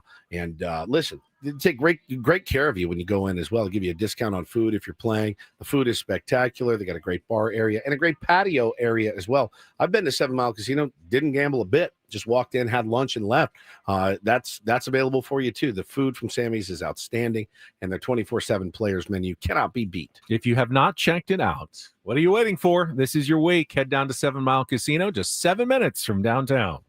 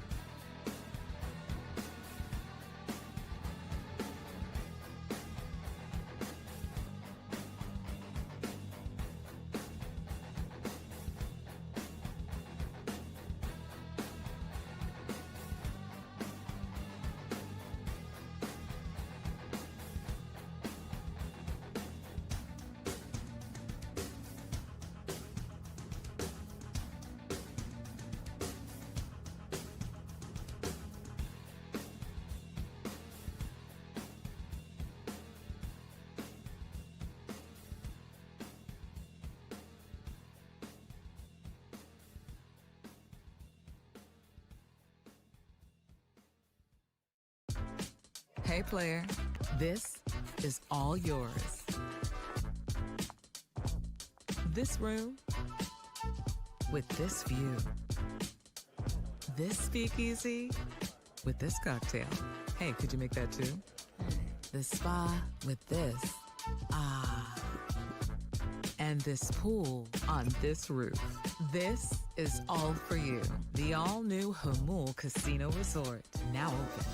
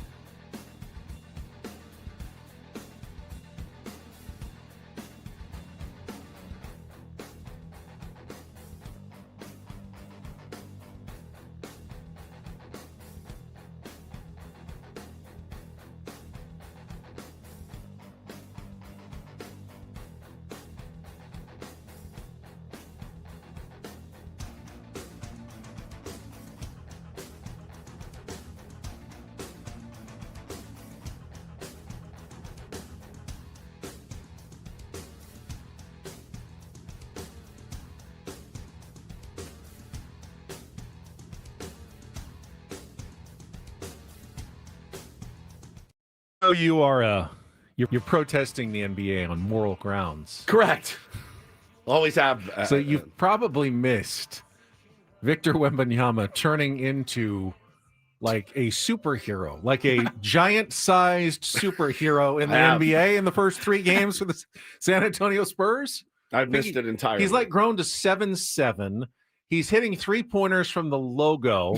He's blocking, I don't know, about half a dozen shots a game. He had a He's sequence dunking the other over night. other 7-footers. It's nuts what he's doing already. Some guy on the other team, they tried to go for a layup. He pinned it against the backboard. Then the other team still got the offensive rebound, went up again. He blocked that, just took the ball out of the air this time, dribbled down court and shot a 3 from about 10 feet behind the line. Yeah, and you're just like, huh. I just looked at the standings for the first time all season. Yeah, 3-0. They're scoring 120 points a game. Their point differential, Ben, is plus 16. Highest in the NBA? Yeah, highest in the NBA. He is, he was good first couple of seasons and all the hype coming over from France when he was drafted first overall. But I think we forget he was like 19 and 20 his first 2 years. He's still just 21 years old. He's a baby. And he is turning into what I think why they had so much hype for him now. We're starting to see that from Wemby. Do you feel any remorse on giving up the Lakers after Luka averaging 46 a game? Yeah, but he's hurt now. He's out for a week. Ooh, okay. With a sprained finger at least. Although Austin Reeves went for 51 last night in a win. As I saw that. I expected. didn't watch the game because I'm not really a Lakers fan, so I missed that game entirely. Any remorse? Not really. All right. I think maybe I'll be a Spurs fan going forward. It seems like a good time to jump Great on board. time. with San You know Antonio what? If you want Spurs to do right it, do now. it right. Go to the Brooklyn Nets, Ben. Started 0-3 this year. If you really want to do it the right way. I think the Thunder, though, are still going to be very difficult to beat. 2 double overtime victories to start their title defense. They're now, I think, 3-0 to start the season as well. And my son, who's a Clippers fan, thought this NBA scandal is great because it's now distracted from the Clippers scandal. Yeah. Everyone's forgotten about that and now has moved on to the Chauncey Billups and everything else that's going on with the NBA. What, Kawhi got a few extra dollars for an endorsement? Who cares? That's nothing compared to our new scandal today. So he had actually 30-10 in the Clippers win over the Blazers yesterday. So yeah, Kawhi I missed healthy it to all. start the season. Again, as soon as they clean the league up, I'll be back. I know. You know, but until that day comes. Sports Talk on the Fan, presented by Paramount Plus. You can't count on much, but you can always count on Sundays with the NFL on CBS and Paramount Plus. Watch your local NFL game live every Sunday all season long. Visit ParamountPlus.com/NFL to get started today. We'll have Monday Night Football for you tonight. Speaking of the NFL, with the Kansas City Chiefs taking on the Washington Commanders. I believe that's a 5:15 kickoff here on 97.3 The Good Fan. game.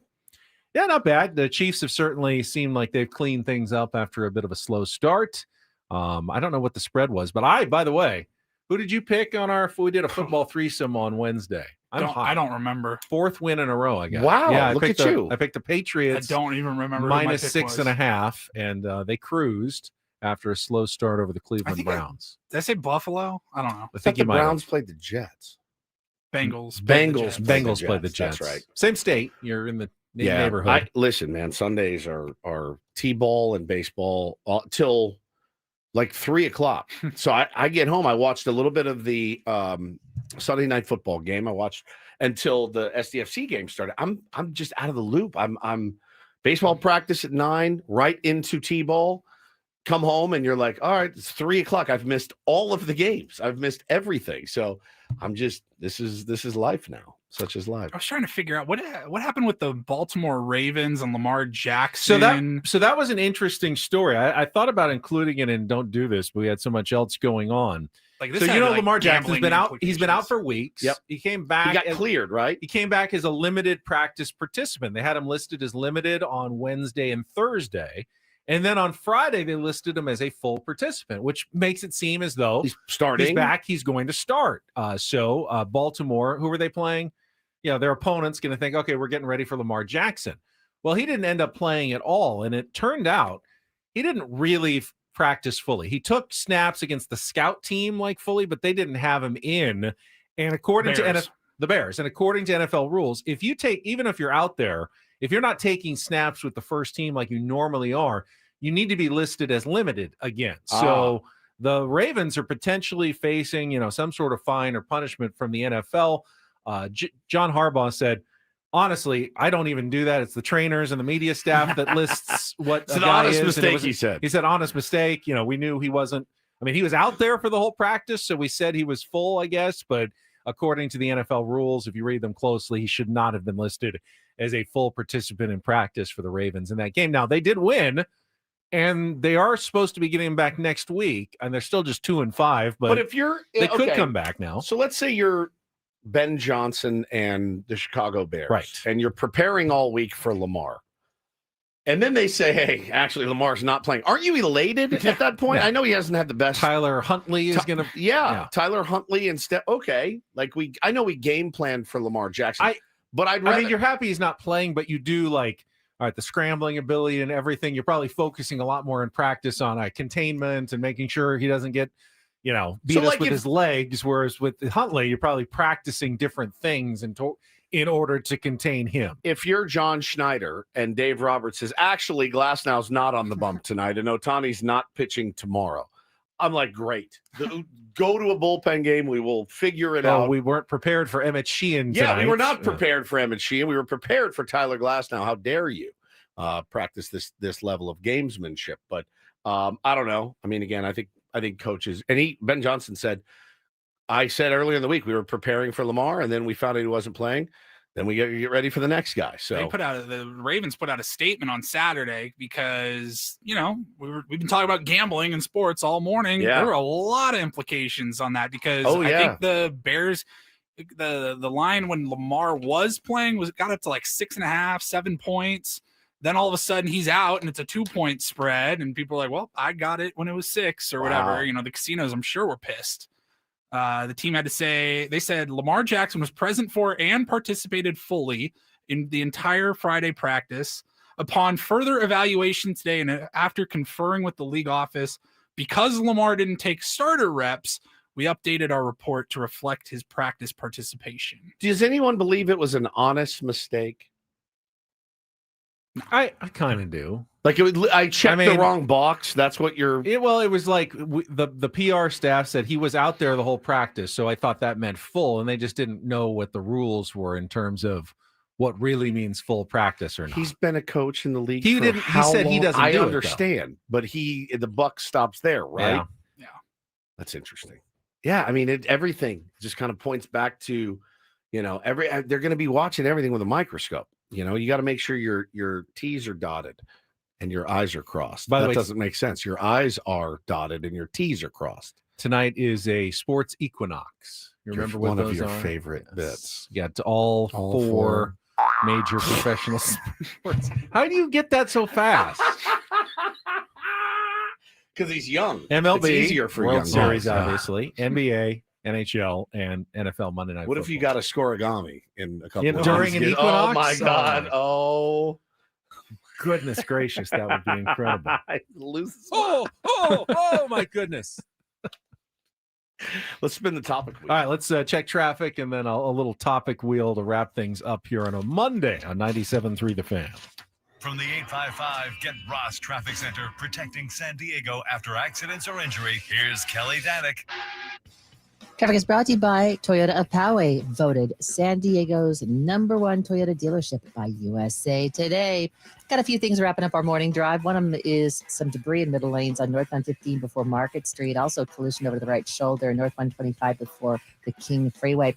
And on Plaza Drive on-ramp to eastbound 78, two-vehicle accident.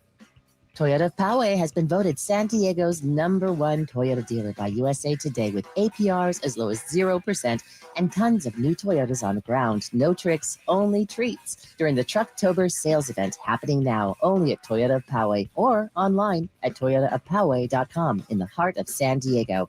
I'm Kelly Danick with Ben & Wood, San Diego's #1 sports station, 97.3 The Fan. Well, it was spinning and then it kind of choppiness. What happened to that thing? There we go. This is a good one. I like this. I put this one in here myself. Should people be allowed to sing at concerts? Yes. Are No. you kidding? Yes. I hate that. You go to Wow, see... I was not expecting you both to be so split. You go to see the band singing, and everyone else singing ruins the experience. Now, if every once in a while the band wants to do that, we're going to be quiet, and then you sing the chorus once. But, like, I don't want to sit next, and I'm not a concert guy, but I don't want to sit next to the guy that's singing every single song in my ear while I am watching the band that I've paid money to go see. Come on. What do you guys stand in the corner, cross your arms? I mean, get you can up, cheer, dance, you can sing. Dance, fine. Dance, no don't problem. dance. Actually. Sing, Dancing don't is sing. worse. Sing along. Do not sing along. Always sing along. Interesting. I sing every word at a show. No, nobody's paying to hear you sing it. Exactly. I They're sing paying to hear every Chino word. sing it. Oh, I sing every word. I insist that others with me also sing. I'm going to see Deftones on Saturday. You're going to see me. You even need the Deftones? Why don't you just get about 70 friends and you just all sing together? You don't even need them there. You No won't be able to way. hear them if you're all singing. Oh, I love it. I sing so loud at every show. I come home I had from no shows idea. and I am I cashed. did not picture you singing Oh, along at every show. Not only singing, you'll get full air drum, full, and Air also drum's guitar, fine. also fake fine. guitar. Don't Yes. sing. I love it. Let them do the singing. They're paid highly, trained professionals. One of my favorite memories is being at that Oasis show for my 50th, and the whole 80,000 people are singing with the band because we need each other. The whole place is going bananas. Everyone's singing along to Wonderwall. There's nothing like it. It was Again, nothing like it. You know, if there's one moment, It wasn't where one it's moment. It was for- just but the whole show. The whole show. The though? whole show, we sang every word Oh. as loud as we could. And there's video on my Instagram to prove it. Oh, I love it. I love the air drum bit. And you realize if somebody knew me and they were filming me the entire concert, I couldn't watch the video. I would die of cringe embarrassment. I would die because I can't just sit and just cross my arms. That's a big problem with San Diego. I'm going to tell you right now, and LA, that you go to other places, you go to concerts in other places, people are more into it. And bands have actually said, like, West Coast gets a little bit kind of mellow and too cool, standing in the back, leaning against the wall. New York, gets a little of that. But you go see Ozzy or something back in the day in Texas. We have not that far away, 2 months away from our less than 2 months to our Christmas and holiday extravaganza. We have an in-studio audience. We do. Would you like the whole audience just doing Ben and Woods the entire time? Yeah, while if they we're doing knew the if they knew what we were going to say, sure, I think it would be awesome. Oh, I love it. You have to sing at a show. This is a great one, Paulie. It's just you think, of course, you should be allowed, but then you start thinking about it. At least me, I'm like, Yeah, I'm You didn't. paying You all went this to money. So you went to Foo Fighters, and you weren't sitting there going, "What if I say?" No, I probably I'm not was, and together?" I'm probably guilty of it. You hear the new Foo Fighters song, by the way? Once. You don't like anything new from them, though. Every song they've written has gotten worse over the years. You think that about every single No, band? I don't. Yes, you No, do. I do not. New Deftones out. I love it. I think it's phenomenal. I love it. It's brilliant. They're the one that I'm like, how can the name of the Just wait song? for that new Oasis album. You're I'll gonna love hate it. No, I will love it. All right? This isn't a topic. This is a Woods topic. Which album is generally the best, like in a band's history? Their second album, right? Second or third. Second or third album. It's always First is pretty kick-ass on a lot of bands. Sometimes. That's how But it gets- usually that's how it get gets on you the in. scene. That's how it gets you into it.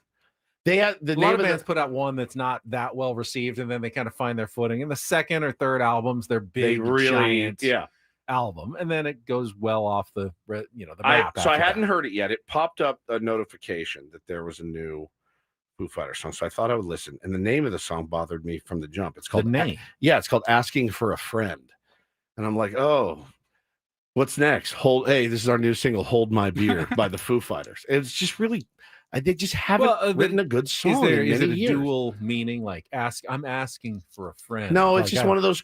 What's next? 6-7. They're gonna do 6-7. Foo Fighters 6-7 6-7. They've just gotten bad, and it kind of makes me sad. This is not a good song. You say the same thing about like It sounds like Coldplay. it sounds like Nickelback. This new song sounds like a Nickelback song. Not that there's anything wrong with Nickelback, but Nickelback sounds like Nickelback. You like a Nickelback song? I too. Yeah, not all of them. It's just they got old for sure, and the songwriting is just gone. It's just gone to pot. I mean, we don't want like the Rolling Stones still releasing music. It's tough. Doesn't feel. It's tough. It's a tough scene. I get it. Paulie likes the Foo Fighters. I want to ask you if he's heard the song. When you go listen to it again when we get out of here. I will. You tell me if it I doesn't like the sound last album. See, I didn't like the last I didn't like the album. one before that. That was like, dog ass. shame, Oh my shame. god, it was so bad. But the first album Does he post just take- Taylor Hawkins. Does he was- just take phrases and Hold My Beer by the Foo Fighters coming up next. Right here on 97.3. I love you. I'm sorry. Stop singing at concerts. All right, that's it for us. We will be back tomorrow morning at 6 a.m. Braden's coming up next for executive producer Paul Rindle, for Stephen Woods. The band all back together today on San Diego's #1 sports station, 97.3 The Fan. So long, everybody.